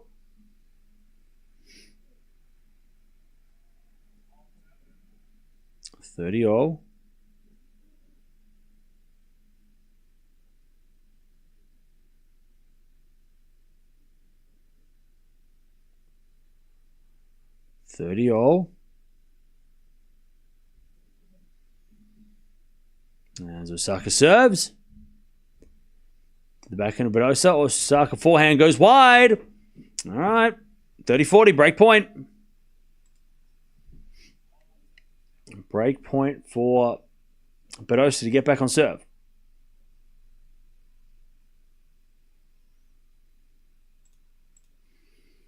All right, 30, 40. Osaka needs a massive serve.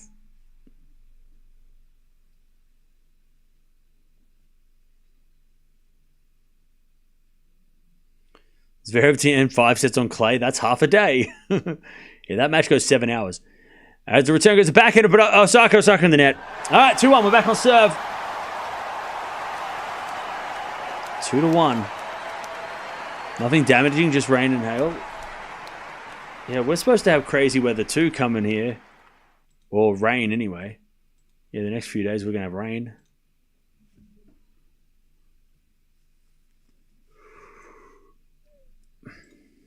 All right.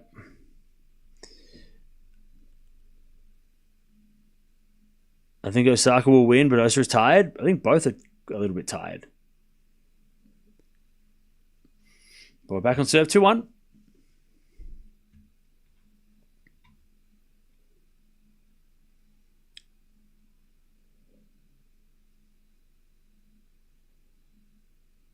I pray all the slams aren't presented this way. Terrible. Thank you for covering the matches. Shame on them. Wait, what happened? I don't know what do you mean? All right. 2-1, we're back on serve.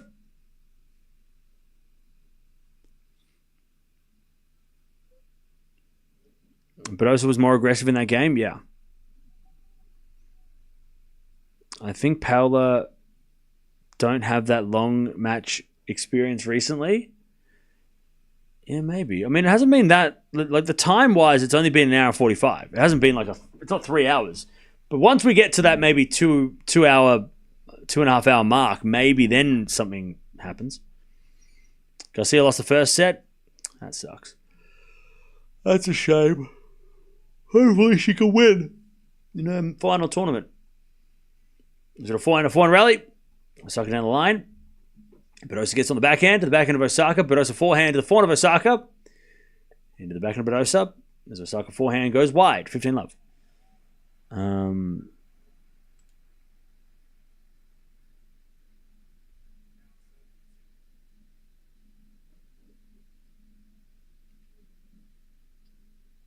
Runa lost the first set, by the way. That's crazy.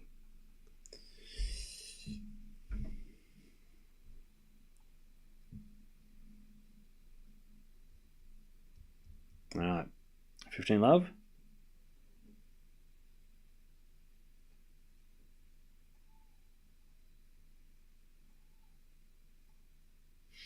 As a forehand from Badosa goes short to the forehand of Osaka. And Osaka gets it out. 30 love.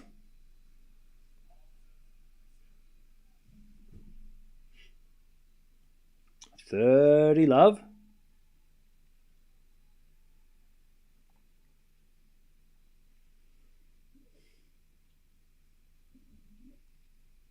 $30 love.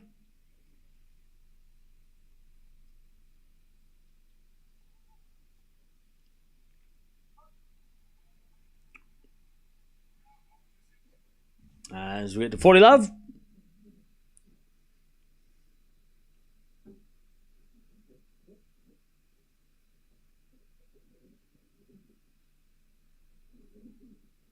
And then an ace. Okay. 2-all in the third. Badosa holds.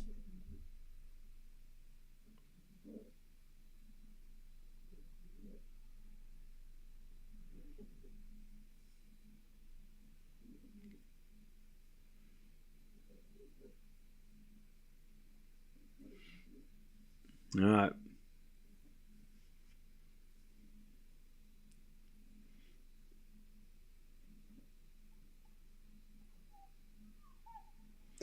All right. Nice. Nice serve from Osaka. 15 love.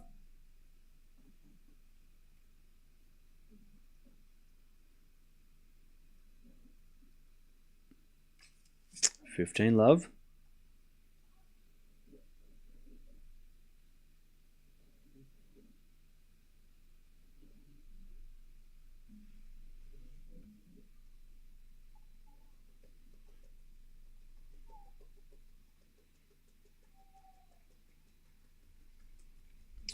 As that goes out by Osaka, 15-0.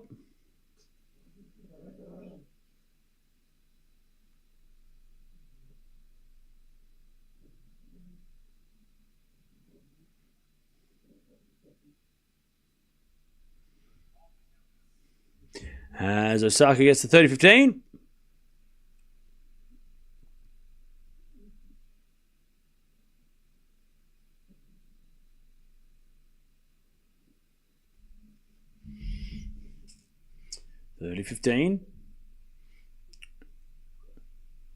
As she serves an ace, 40-15.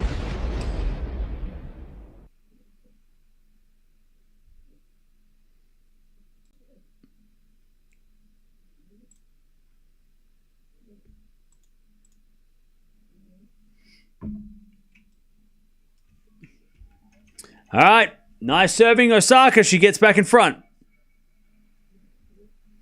3-2 final set. Do you still have Osaka winning? Yes. Yes, I do. Also, Altmaier is serving for a 2-1 lead against Fritz. Susie passes up 2-11 a break. And Collins is serving for the match against Burridge. And Perez up a set and a break against Garcia. It's all happening. All right. By the way, Chad, I went out to the thrift today, this afternoon, because and I've picked up a movie. I'm trying to remember what it was called. It was a 2-part series of a movie from the, I want to say, 80s. And it was like a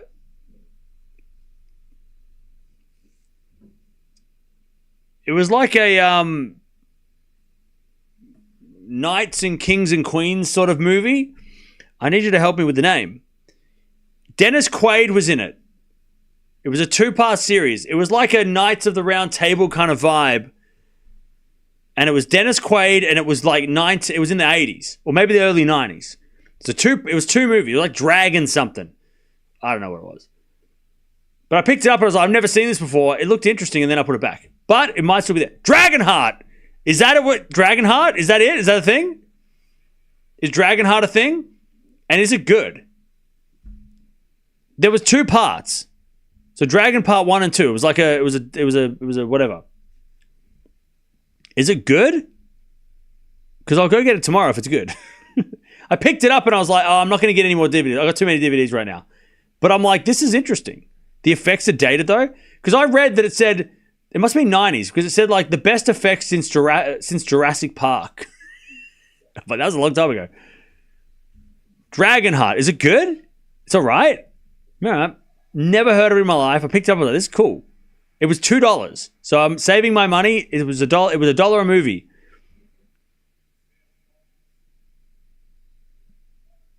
Oh, Altmaier won the third? Oh, no. All right, Osaka with a nice forehand win up. It was 96, I think. Still looks good. It's entertaining. All right, I might have to go get it.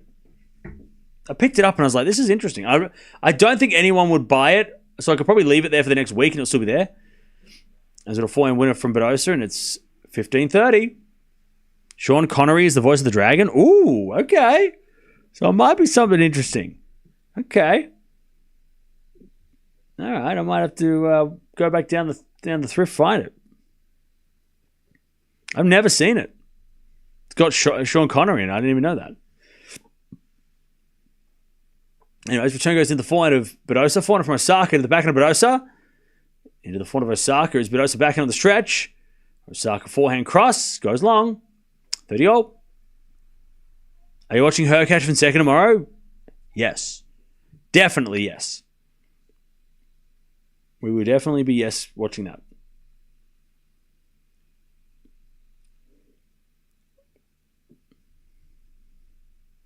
Okay.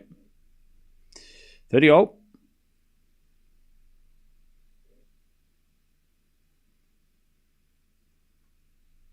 There's a default. Second serve.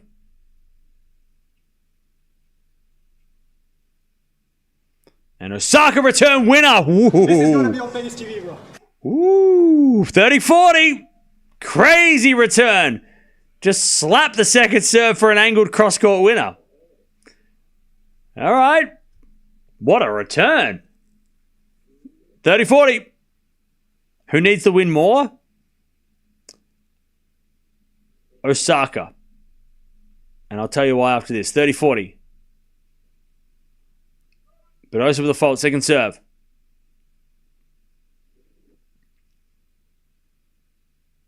Second serve. Into the backhand of Osaka. Return goes in the backhand of Badosa. Osaka backhand. To the backhand of Badosa. Is Osaka backhand down the line. Osaka's got up with a forehand cross. Badosa forehand crosses. We got a forehand from Osaka again. To the forehand of Badosa. Osaka forehand again. To the forehand of Badosa. Osaka down the line. Goes long. Deuce. So the reason why I think Osaka needs it more is because if Badosa loses this match, the fact that she's played a long three-setter, even if she loses, is a win. Because she's been injured for so long that this is... The fact that she's able to still go at this point, that's a win, even if she loses. But Osaka's played so well on clay. She's won her first clay court tournament. She's played really well. She's in better form on clay, so if she lost, it would be all kind of a waste. You know what I mean? Like, it'd be a waste of time, because why was she playing challenges on clay and trying to practice for the French when she just lost first round, right? So I feel like Osaka has, like, she's worked harder for this match. You know? And if she loses, it'll suck more than if Badosa lost. Because if Badosa loses, she's played one clay court tournament. She's still coming back from injury. The fact she's in a third set here in a tough match and she's not hurting is a positive. So again, that's why I think Osaka needs it more, because she's worked way hard. She's put way more effort into the clay, you know. And it would be really frustrating that it all came down to a first round loss, right? It's kind of like Stearns and Kostyuk, right? They've had good clay court seasons and then they just lost. Anyways, Badosa hits it in the net and we're back to deuce.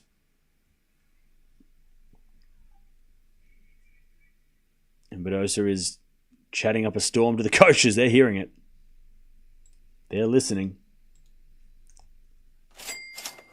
Linda. Thrilled RG Grand Slam tennis is finally back. Yeah, I'll tell you what, chat. When they play that Roland Garros music, that, I don't even know what instrument it is. When they play that Roland Garros music, it just hits different. There's a forehand out of the backhand of Osaka. Osaka gets it out, advantage. Badosa, when they play that French Open intro music, it's just like, it just feels different. I feel like all the Grand Slams, does the US Open have a theme song? Like, the Grand Slams definitely have like their own theme. 1000s don't have that. They just play Imagine Dragons and shit. Did anyone else hear that? Why did they have to... Why was Imagine Dragons on repeat? They just repeated the chorus over and over when Raph was standing there. Whatever it takes. The adrenaline in my veins. Whatever it takes. Like, shut up. Why are we putting on a repeat? It's ridiculous. They played the chorus for like 5 minutes. Poor Rafa. Anyways, backhand return. Into the backhand of Badosa. That goes in the net. We're back to deuce. And what the hell? They play that shit when they win Miami as well. What do they play? What do they play when they win Miami? No, they play High Hopes. That's a crap song. By Panic at the Disco. High Hopes. Oh, shut up. All right. Why are we playing co-worker music at Grand Slams? We're better than that. Come on. I'm sure they could afford to buy the song and play something better or make their own music. I don't know. Why are they doing this? Advantage Badosa with this co-worker music shit. Whatever it takes. Blah, blah, blah. Shut up, shut up, shut up, shut up. Poor Rafa. They just stand there awkwardly. They played that stupid song on repeat. Everyone standing ovation. Oh. Anyways, advantage Badosa. As we return into the back of Osaka, Badosa backhand is out. We're back to deuce. Oh, it was in apparently. They're going to replay the point.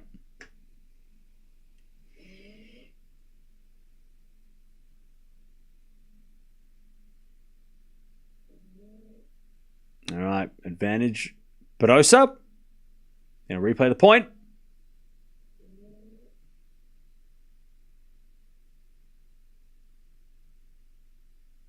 Serve to the backhand of Osaka. Return goes back into Badosa. Osaka backhand down the line is wide. 3-3. Final set. Collins wins. Nice. Co-worker music. That hits hard. Chat, give me some co-worker music.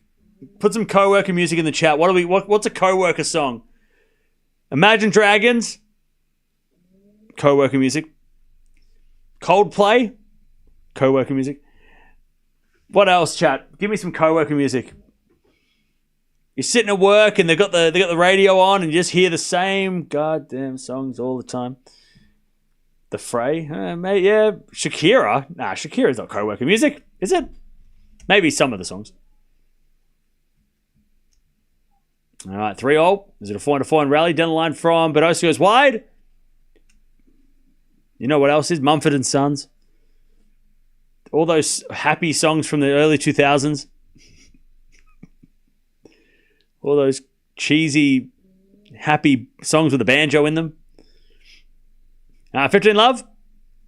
Bruno Mars. Ooh, baby. Maybe. Ooh, maybe. Actually, you know what? That new song that he's on? Yep, I'm going to... Yep. Bruno Mars is co-worker music. Yep.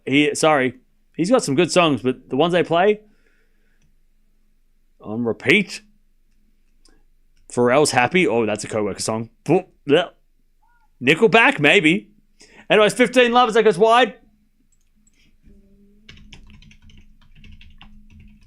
Let me have a look. Let me Google this. What else we got? Co-worker music list album of the year. Imagine Dragons. Falling in Reverse? What? That's not co-worker music. How dare you? I'm offended.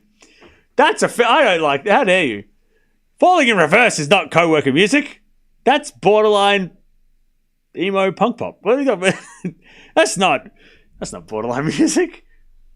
Fall Out Boy. Oh, some of their songs. The Lumineers. Oh, Harry Styles is co-worker music. Harry Styles, chat. How do we skip that? Harry Styles. I like Harry Styles, but he is definitely co-worker music. Anyways, 4 now inside out of the backhand of Badosa. 15-0. Into the forehand of Osaka. Badosa forehand on the stretch. Osaka goes down the line. Badosa backhand slice. Into the forehand of Osaka. And Osaka in the net. 15-30. One Republic.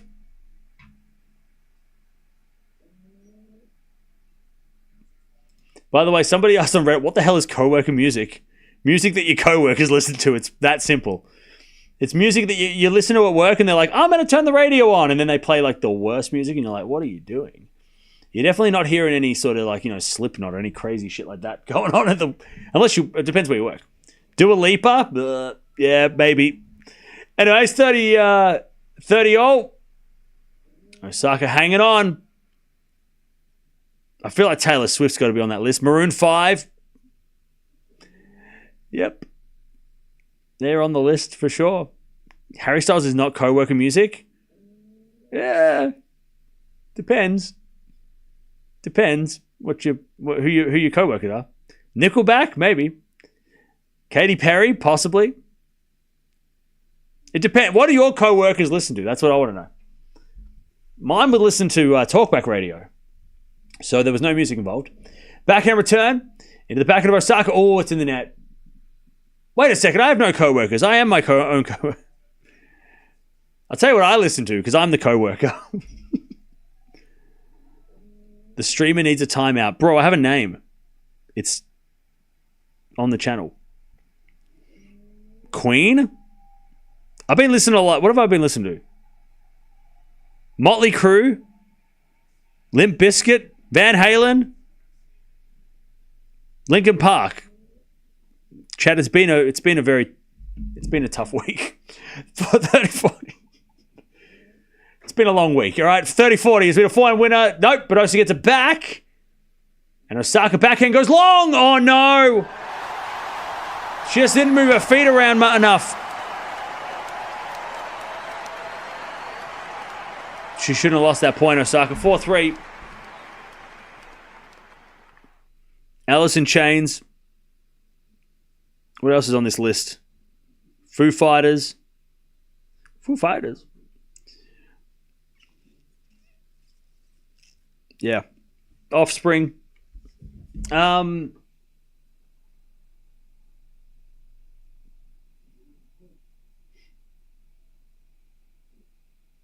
It's Monday. I know it's Monday. It's been a whole week. Which Van Halen era? Roth. What's on this list? So the Van Halen songs on this list are, where are they? There's only a couple of songs in this list from Van Halen. Where was it? Yeah, Panama, Hot for Teacher, Jump. We're talking like David Lee Roth. As crazy as that guy is, and as much as Eddie was the band, let's not get it twisted. Eddie Van Halen, they named the band after the brothers, with Eddie being the band. As soon as he passed away, the band, that was it. It ended. Van Halen ended because Eddie was... You can't replicate Eddie's play. He was the band. But Roth over Hagar. Anyways, 4-3. As Osaka hits a winner, it's love 15. Roth's solo career, forget that. Get that out of my headphones. But Roth, Van Halen, they're the best ones. That's Van Halen. That's my Van Halen. Love 15. I wasn't even around. I just heard them in in the 2000s. Anyways, David Lee Roth's still kicking, by the way. Like literally. Didn't he break his nose on a microphone or something like a couple of years ago? As the backhand return goes, the backhand of Badosa. Backhand down the line in the net from Osaka, 15-all. 15-all. Naomi, marry me, please. She's not here. She's playing tennis. Can you play Van Halen on guitar? No. Can anyone? I mean, Eddie, arguably the greatest guitarist of all time. As a return, into the forehand of Badosa. Badosa hits wide. I mean, is Eddie Van Halen the greatest guitarist? He's got to be top 3, right? Let's look at Rolling Stone. They know what they're talking about, right? Rolling Stone is like a big deal. Whoa, they got 250. I can't. Wait, how do I find the top 10? Here we go. Guitar World. That would know a thing. Right? Brian May 1, Jimi Hendrix 2, Jimmy Page 3, Eddie 4. I'm going to listen to Van Halen after this. Anyways, 30-all. Eddie's the reason I started playing guitar. Awesome. Jimi Hendrix would be up there as number 1. Santana. Ooh, yeah. Santana's good. Top 100 guitarists of all time. Here we go. I'll tell you who else was underrated guitarist. Prince. This list has Jimmy as 1 and then Eddie Van Halen as 2. Tony from Black Sabbath is 3. Chuck Berry 4. Ooh, yeah, I forgot about Chuck. Prince 5. Yes, Prince 5. There you go. Prince covered out as number 5. That's what I want to see. This list knows what it's talking about. Prince is 5. Underrated. Hell yeah. Anyways, 40-30, Badosa. Yeah, Prince at 5. I love that. Hell yeah.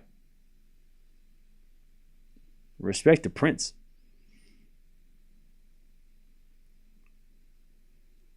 Ah, 40-30. First serve's a fault, second serve.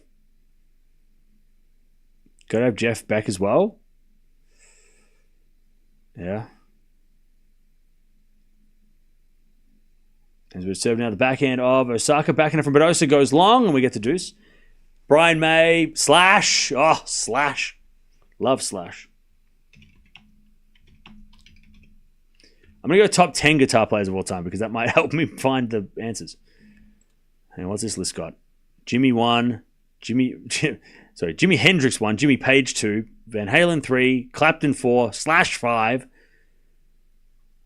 David Gilmour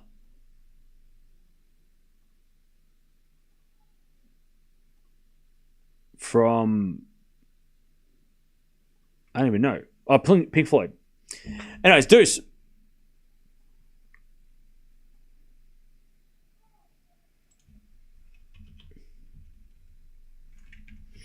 All right. Advantage, Badosa.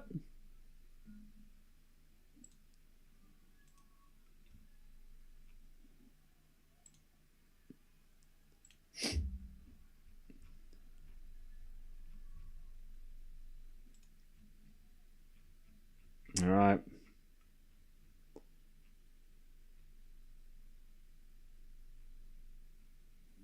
Yeah, usually it goes Hendrix 1 in all these lists. Hendrix is 1.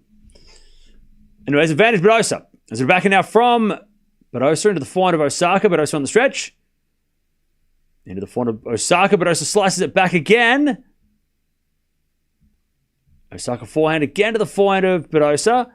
And then Osaka goes to the backhand of Badosa. Osaka forehand again. Into that Badosa forehand. Osaka backhand. Into that Badosa backhand. Osaka forehand again. Badosa doing well to defend, but she eventually hits it out. We get back to deuce. And she is tired, Badosa, after that rally.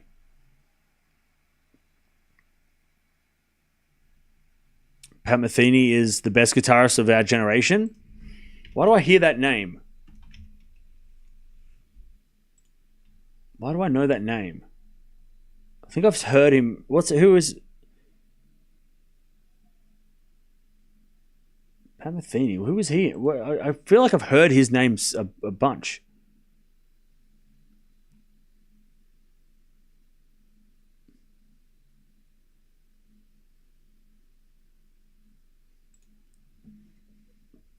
Slash top 3, definitely. Metheny's not bad at all. Yeah, I've heard that name a lot. All right, deuce, second serve. Oh, double fault Badosa. And it's advantage Osaka to get back on serve.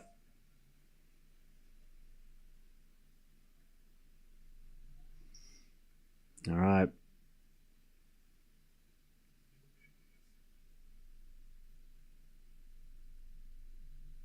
Serve. Into the front of Osaka. Return goes to the front of Badosa. Osaka. Down the line of the backhand of Badosa. Osaka forehand on the stretch. Badosa backhand cross. Osaka gets there with the backhand into the backhand of Badosa. And Osaka in the net. Badosa survives. Deuce. Who's the best guitar player today? I mean, who currently... I mean, you got to say the players, people that are still around, right? Best guitar players 2025. I mean, it goes back to all like the players, all the people that are around, still around. Like, it's not like a rolling top 5, you know, like a top 15, you know. First serve's a fault, by the way. Second serve.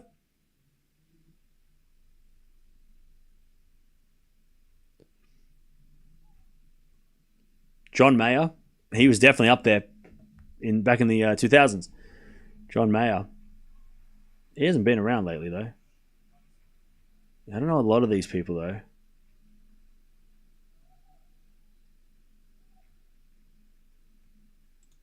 Anyway, it's advantage Badosa.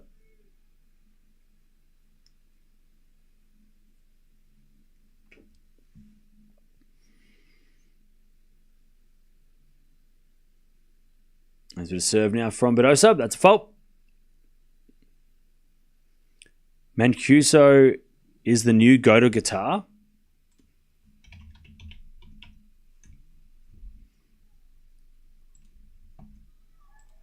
All right, Osaka gets a winner, and it's deuce. Italian jazz guitar player. Never heard of him. I might have seen something, like maybe he's played something and I've watched a video of him or something, but all right.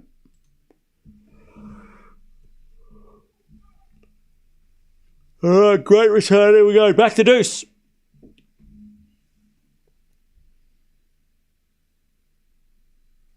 Now the backhand of Osaka, backhand of Badosa. Osaka gets in the net, advantage Badosa. Someone has predicted Altmaier is going to win the first round. Where is that person?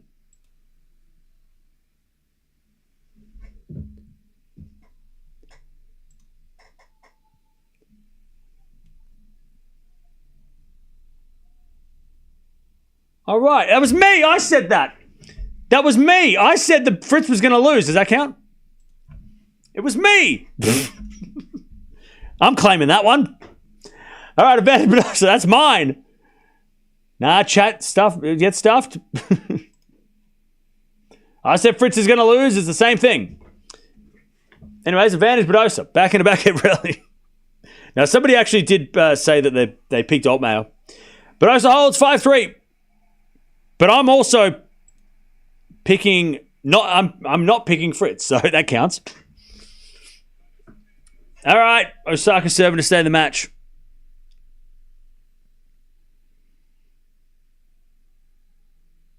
Cam, have you listened to Happy Metal? Like Halloween and Gamma Ray. Happy Metal. No. That sounds so funny, though. I'm going to listen to it. I'll listen to Halloween. I'm going to listen to that after this. Is that a thing? Happy Metal. That's crazy. What are they, just giving compliments in like screaming to each other? You look really good today. I really like the way you drive. Dinner was delicious. 15 love. Is that what it is? Is that Happy Metal? Backhand goes down the line into the forehand. Badosa, but Osaka puts away the volley. 30 love.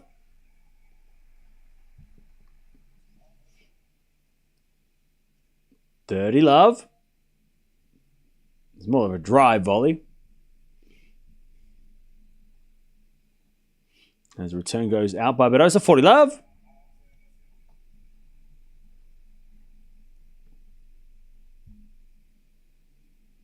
Cam, are you okay? I was asking a question. You must have got here halfway through that conversation.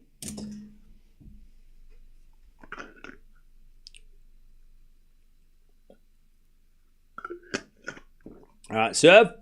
Back into Badosa. Slice from Osaka. Into the forehand of Badosa. Osaka with a pass in the net. Ooh. There was a chance there. 40-15.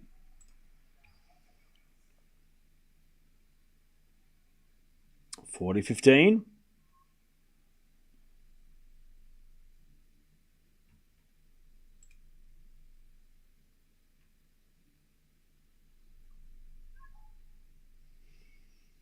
First serve is a fault. Second serve.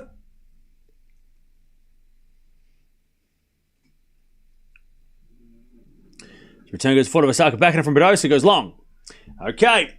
5-4. Badosa will serve for the match.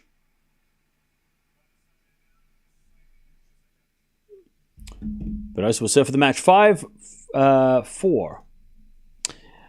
All right. Well, chat, we've got about 4 hours until Sinner plays.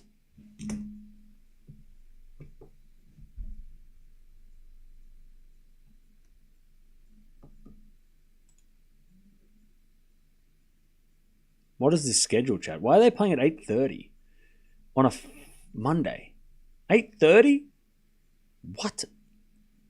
Night session doesn't start at midnight. It starts at after dinner.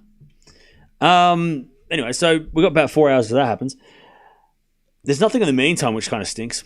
But we've got 4 hours off. I'm just going to hang out.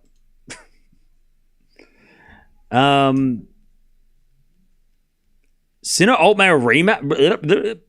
Altmaier rematch. Oh, that has to be in a semi-final though, right? Schedule rant. No, it's just like we had like everything at once and then we had nothing at all. You know what I mean? Tsitsipas won, by the way. Rinjanic will be there, the crowd behind him. Interesting. I think tonight's match will be fun. Yeah. You look well rested from a guy who never sleeps. No worries, Bobby. Thank you for the nice words. Nintendo Switch time. Maybe.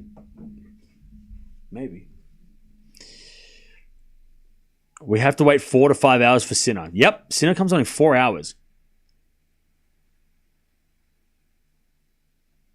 Anyways, Badosa serving with the match. 15 love. I'm going to listen to uplifting happy metal. Yeah, that's it. I'm going to listen to happy metal in the meantime. A7T. 30 love.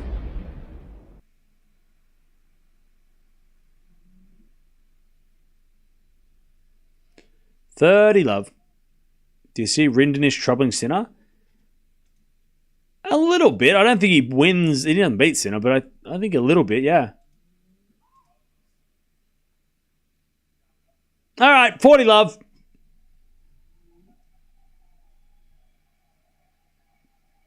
Osaka to take... Sorry, not Osaka. Badosa to take the win against Osaka. We've been streaming for 5.5 hours, so we're doing well. As Badosa serves a fault second serve. It's been a 5.5 hours stint to start the day, so it's been a whole day. Return from Osaka goes in the back of Badosa. Osaka slice into the front of Badosa. She puts it away. Badosa wins. Massive win for Badosa after all the injuries she's had. To beat an in-form player like Osaka. Disappointing for Osaka. Disappointing. But great for Badosa. And look, chat, this match was supposed to be epic, and it did not disappoint. GG's Badosa into the second round, where she'll take on somebody else. I don't know. I can't see. I'm trying to find it. Wait a second. Oh, she'll take on either Ruse or Kessler. So, not easy, but she will like her chances. But Osaka can now leave the dirt behind and she go play on grass and then back to the hard courts where she thrives. So it's been a good clay court season for Osaka though. Won a title, did well in Rome, just a disappointing first round loss. But then again, it was a terrible draw. To play Badosa in the first round, even if Badosa hasn't been playing well or hasn't been playing much, still don't want to play Badosa first round. That sucks.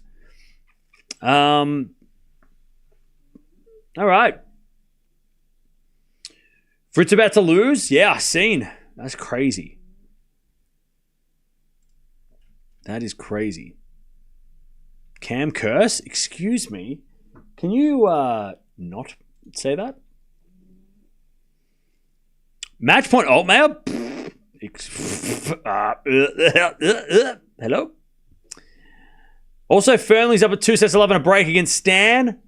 Runa's about to win the second set against Batista Agut. Lehechka Thompson is also 1 set to love to Lehechka.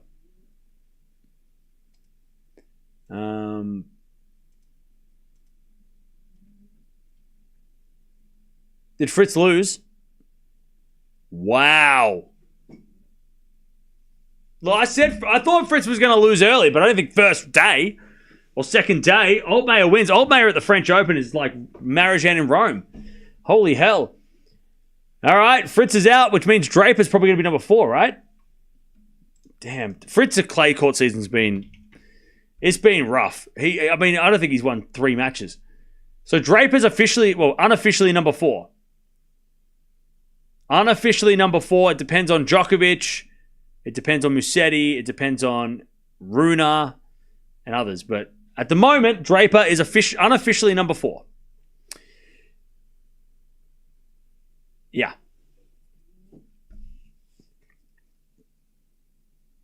We're going to watch Sinner in a couple hours. So we're just going to wait for him to... We're just going to wait for that to happen. Didn't Fritz make Wimbledon semis last year? He might be out top 10. But I don't think Fritz will be bad after. Like, Fritz and clay, it's not really his thing. But I expect Fritz to be better on grass. And now that he lost first round, he's got 2 more weeks to practice. So this might not be a bad thing for Fritz to then go and play on the grass, which is he's way more likely to win a Wimbledon than a French Open, right? At least do well at a Wimbledon. I wouldn't mind seeing Fritz versus Alcaraz at Wimbledon, to be honest. I think that might be a pretty fun one. But are we watching Dasher? No. I'll watch Dasher, but not streaming. I don't think I could do that. Oh, man. Tomanovic is about to beat Joint. God, Joint had a good week last week. But Tomanovic is an Aussie too, so win, Aussie, win. Either way.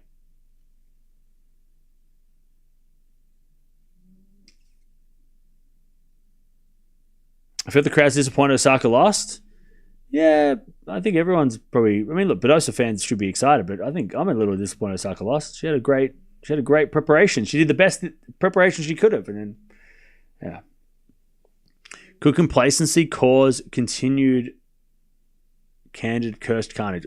DJ, you got to stop with the alliteration, mate. That nearly broke my brain. I nearly bit my tongue off. What did you say?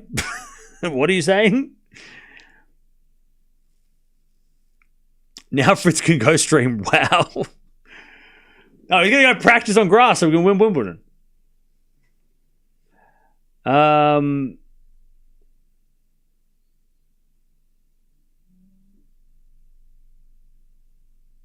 Another first round loss for Osaka, and once again she blew a lead. What are you talking about? Osaka hasn't lost in the first round in like a couple of weeks. What do you mean? Why? What are you doing? She lost in the first round of Madrid, and then she won a title, and then she made the 4th round of Rome. I mean, she also made the 4th round of Miami. Yeah, she lost first round of Indian Wells, but that was after making the 3rd round of the Australian Open and the final of Auckland. This is only a 3rd first round defeat this year, and it was against a top 10 player. Can you not do that, please? Don't be like that. If you don't like Osaka, fine, but just keep it to yourself. What lead? I mean, she was up 1 set, but that's what they mean. But still, what a tough match to start the tournament.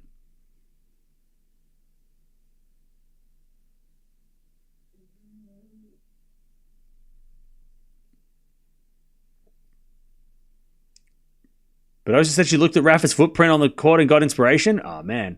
Love that.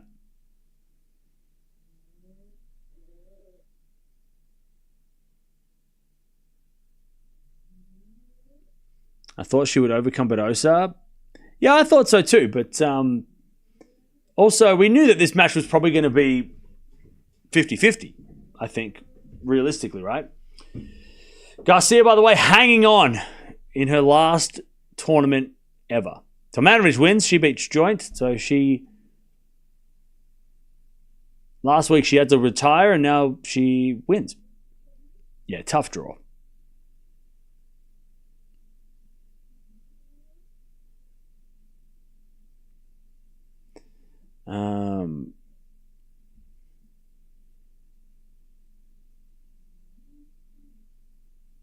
All right. So yeah, chat. We've got a few hours to go until Sinner comes on. I don't know if there's anything else to watch, to be honest, because I mean, I don't like Gasquet. I might watch that, but not like stream it. Is there any other matches that are happening in the next 4 hours that might be something to watch? I don't want to watch a men's match because that might go longer than 4 hours, and I don't want to do that. Do we have a women's match that we could watch in the next couple of hours? Any WTA tennis in chat? Any WTA? Bolter.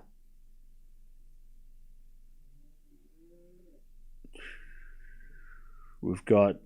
Well, Dash is playing now, but I'm watching that on my own.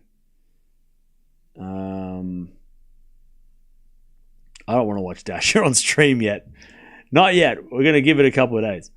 Hopefully in the second half of the tournament.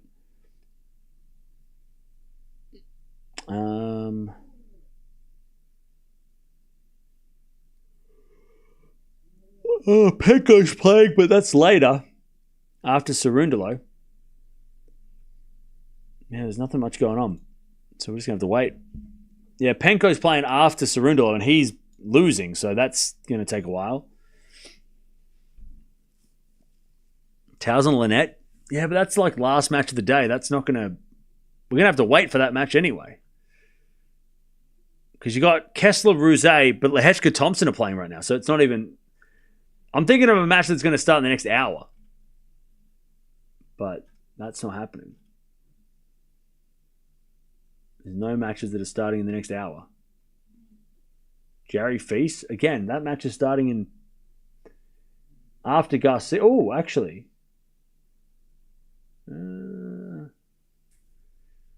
I feel like that could go long, though. I don't want to spend the next 4 hours yelling and screaming. I was just hoping for like a 2-hour match we could fill in the time. I don't want to have a long 5-set match before Sinner. Yeah, Dasher. I don't want to watch Dasher on stream. I'll yell and scream and then I'll lose my voice. Runa's match has already started.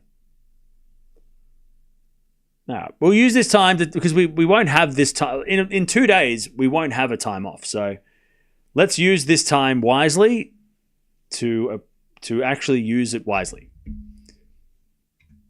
Keys. Yeah, Keys is happening after Bolter, but that could happen in like 2 hours. Penko, if Penko was coming on now, we might watch it.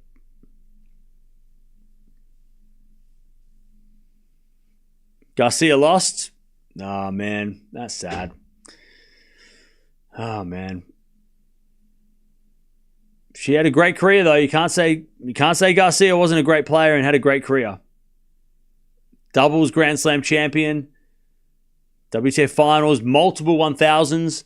Top 10. I mean, she had a hell of a career.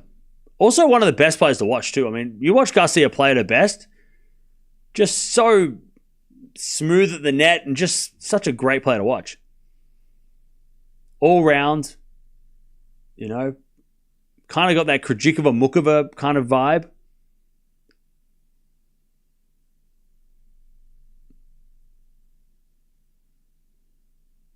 She's the reason Sabalenka doesn't have WTA finals, yeah. One of the reasons, yeah. The others are, you know, Gauff and Swiatek and whatever. Yeah, she had just such a beautiful game.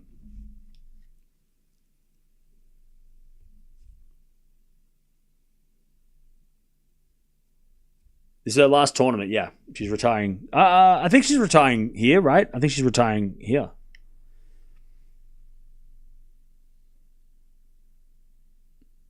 By the way, Fokina's is battling in a 4th set. He is struggling.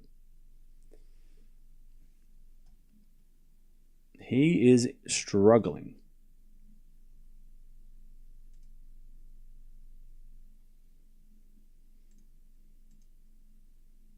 Garcia a class act, yeah.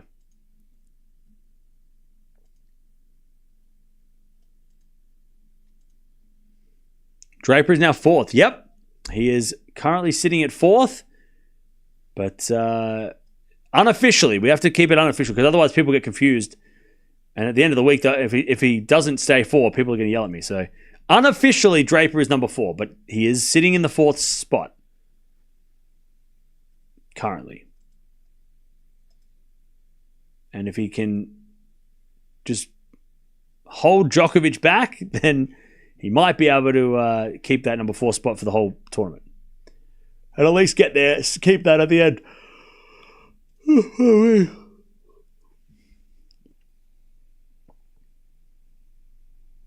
Rune is up 2-love in the 3rd. Nice. Yeah, Draper has so much upside this tournament. Yeah, he lost first round last year.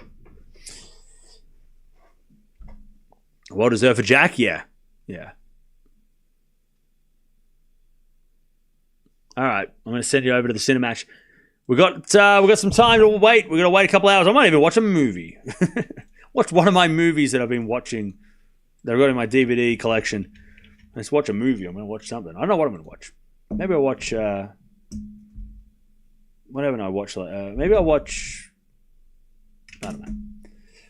I'll watch something. I'll tell you when I'll come back. But jump over there, talk amongst yourselves. Ons Jabeur's playing tomorrow. She is on tomorrow. But good win by Badosa. I love it when matches live up to the hype. We've had 2 bangers today. Raducanu and then this one. I mean, it's been awesome. Swiatek had a tough one, but she got through. Alcaraz won pretty easy. So it's been nice. We've had some really good matches the last couple of days. Usually the first couple of days is a bit straightforward, but it's been pretty fun so far. Sinner coming up for about 3.5 hours. I'll see you guys then. If you're not coming back, I'll see you tomorrow. But 6-7, 6-1, 6-4. Badosa gets a win. She beats Osaka, and she's into the second round.